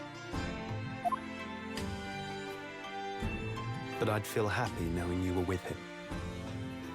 Look out for him on my behalf, will you? Of course. Susato-san.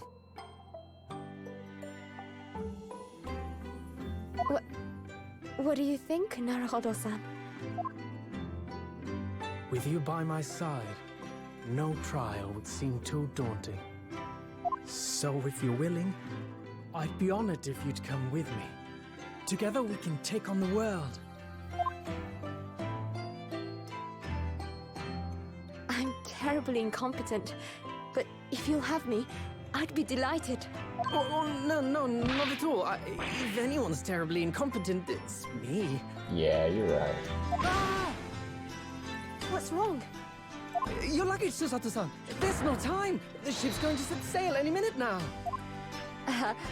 It's all right. There's no need to worry. As it happens, my luggage is already on board too. It is? I'd hope so. Your fine judicial assistant has everything in hand as always, I see.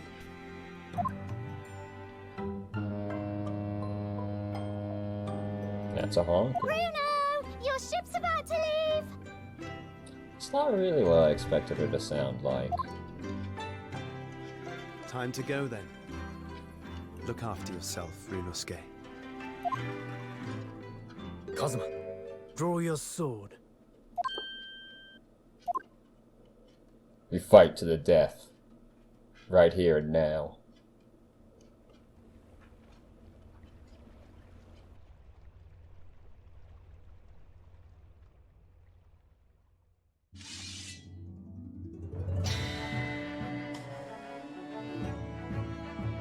One day, when our paths cross, once more, we'll fight a duel of words across the courtroom.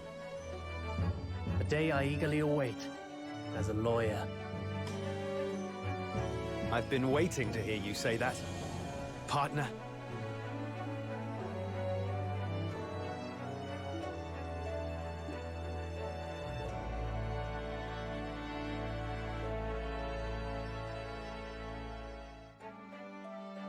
Don't forget me then, Kazuma.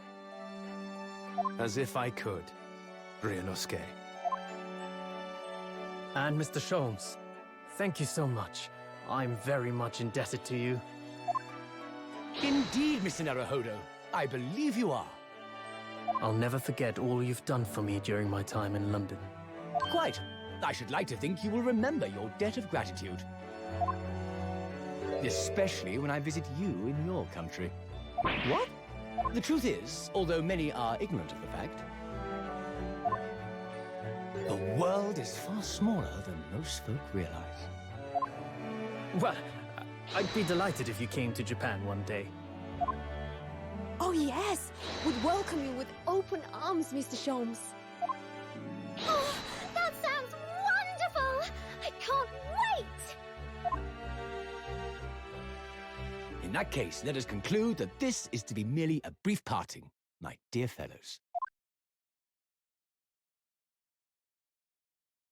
And that brings us to the end of my adventures in Great Britain.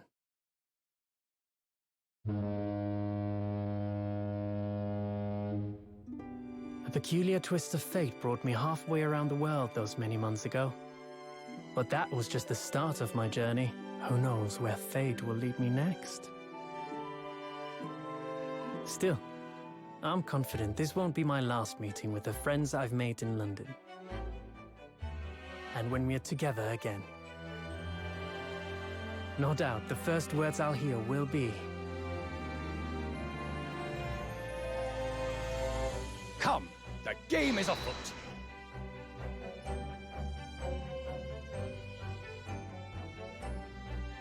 The ship, with our friends from the east, sailed steadily towards the distant horizon.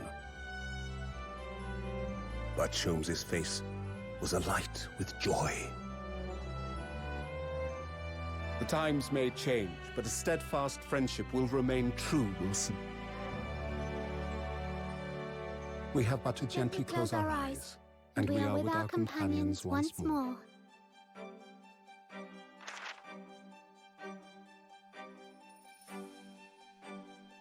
So I do just that. And when I do, I can hear his strong, familiar voice ring out. Objection! Until we meet again, Bruno.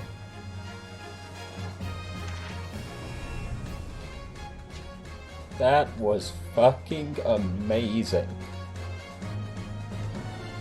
Easily the best Ace Attorney game I've played.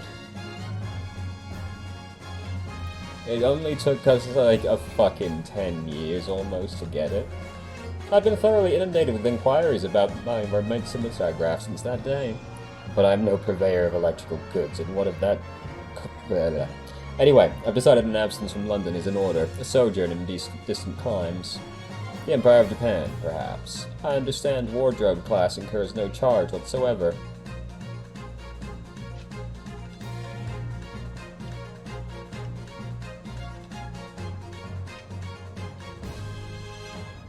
I gave a little note to Hurley the other day. It just said, "Thank you for everything, Daddy." But it made Hurley cry. Aw, what a bitch. And I gave him some lotion I'd invented as well, to dye his hair red safely. But he said that'd make him cry too, so he'd rather not use it. Poor pussy.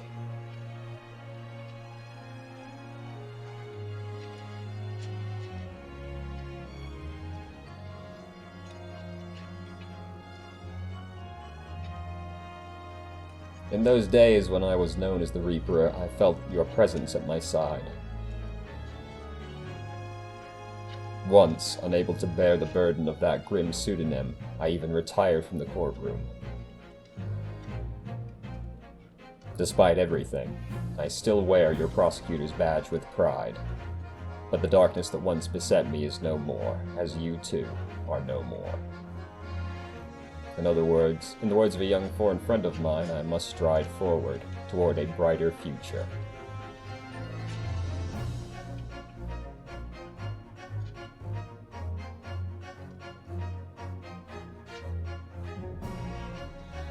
The boss left a note for me, you know. Oh, I can read every letter now, A to Z, the whole lot. It cleared a lot of stuff up. The boss was trying to protect me, see. And that's exactly what me and Chief Inspector Toby are gonna keep doing for Londoners. I only wish I could have said how grateful I was before he, you know. Poor Gina.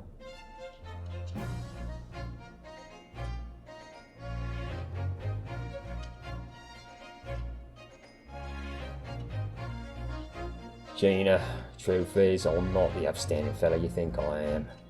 Might be a driver at heart, but it's a good arm. You reminded me I need to be true to myself. I've got one more job to take care of before it's ta-ta for London town for the foreseeable.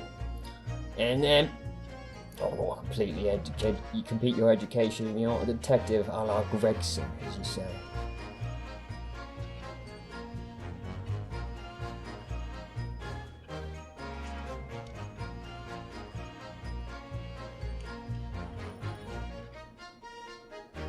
Your Excellency, this man is accused of illegal entry into the office of the Minister of Foreign Affairs.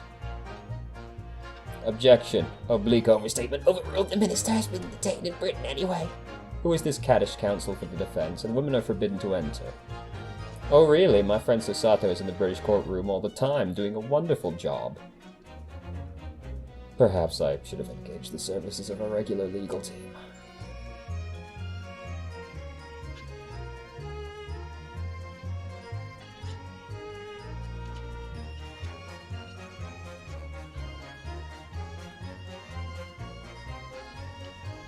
Is that it? No. Mama, is it true about Japanese people? Are they experts at filleting corpses? Yes, they are. Fish corpses, on the whole. I'd like to hone my filleting skills. You don't mind, do you, Mama? Yes, I do. I'm not a corpse yet, am I? No. And I'm glad. Not for long.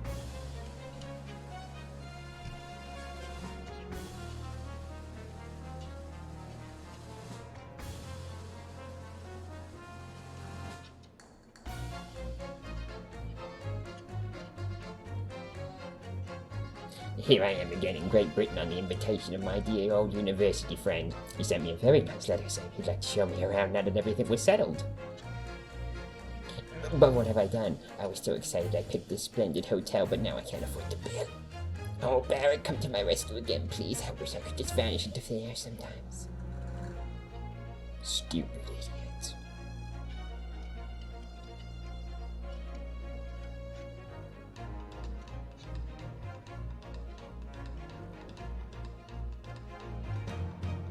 When I went to make the waxwork impression of the killer in the cemetery, I realized what had happened.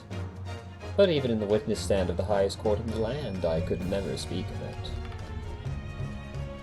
The Lord Chief Justice and I had struck a bargain, you see.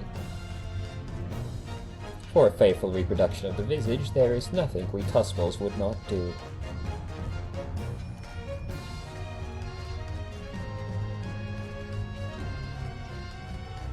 She really actually only had like one line of dialogue repeated and rephrased over and over again now that I think about it.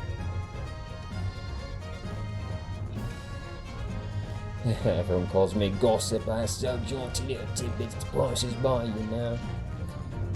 Everyone calls me a Pino when I sell her the spaghetti. Everyone they call me... No, I cannot do it. This is ridiculous. Oh, Daly, how charming. You've made lots of new friends here, I see, and you all share one bed. Wow. Yes, and when we're released, we're going to strike it all rich all together. I'm sure.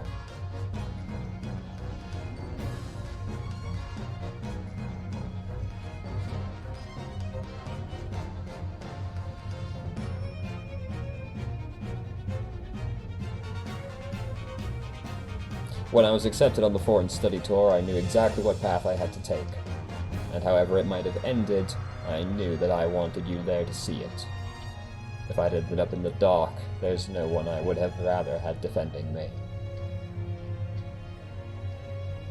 But now, thanks to you, there's a new path I want to take. I'm sure we'll meet again in the courtroom, my friend. Until then, I leave Kuruma in your care.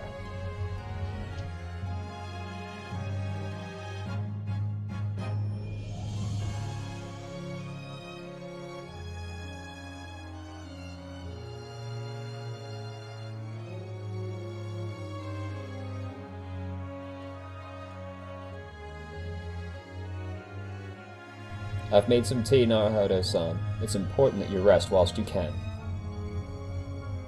Once we arrive in Japan, you shall be busy establishing your new office. I'm so delighted to be accompanying you. After all, your talents have been recognized by a great detective. Because you really are the greatest of lawyers. A great ace attorney. Said the name. Said the name.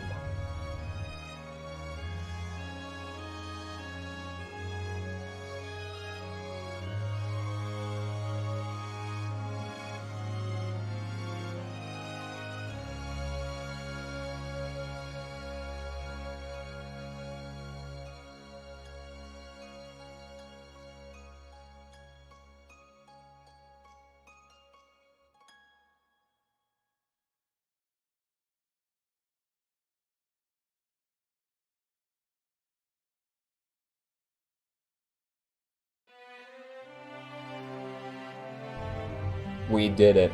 We saved the city. That was amazing. I loved it. I was a little annoyed with some of the questions, but overall it's easily the best Ace Attorney game. I didn't really like Ryunosuke as much as I liked Wright or Phoenix, Apollo. Yeah, I didn't like him as much as I liked the other two, basically. I did like Von Zeeks, not more than Godo, but you know, he was cool too. But yeah, that was amazing. It feels like it's been fucking forever. I know we actually played like 2 games back to back, but it really did just feel like one very, very long game. Anyway, there we go. We're done. I hope you all enjoyed the Great Ace Attorney Chronicles. I did. Thanks for watching. And now I'm going to blink out of existence.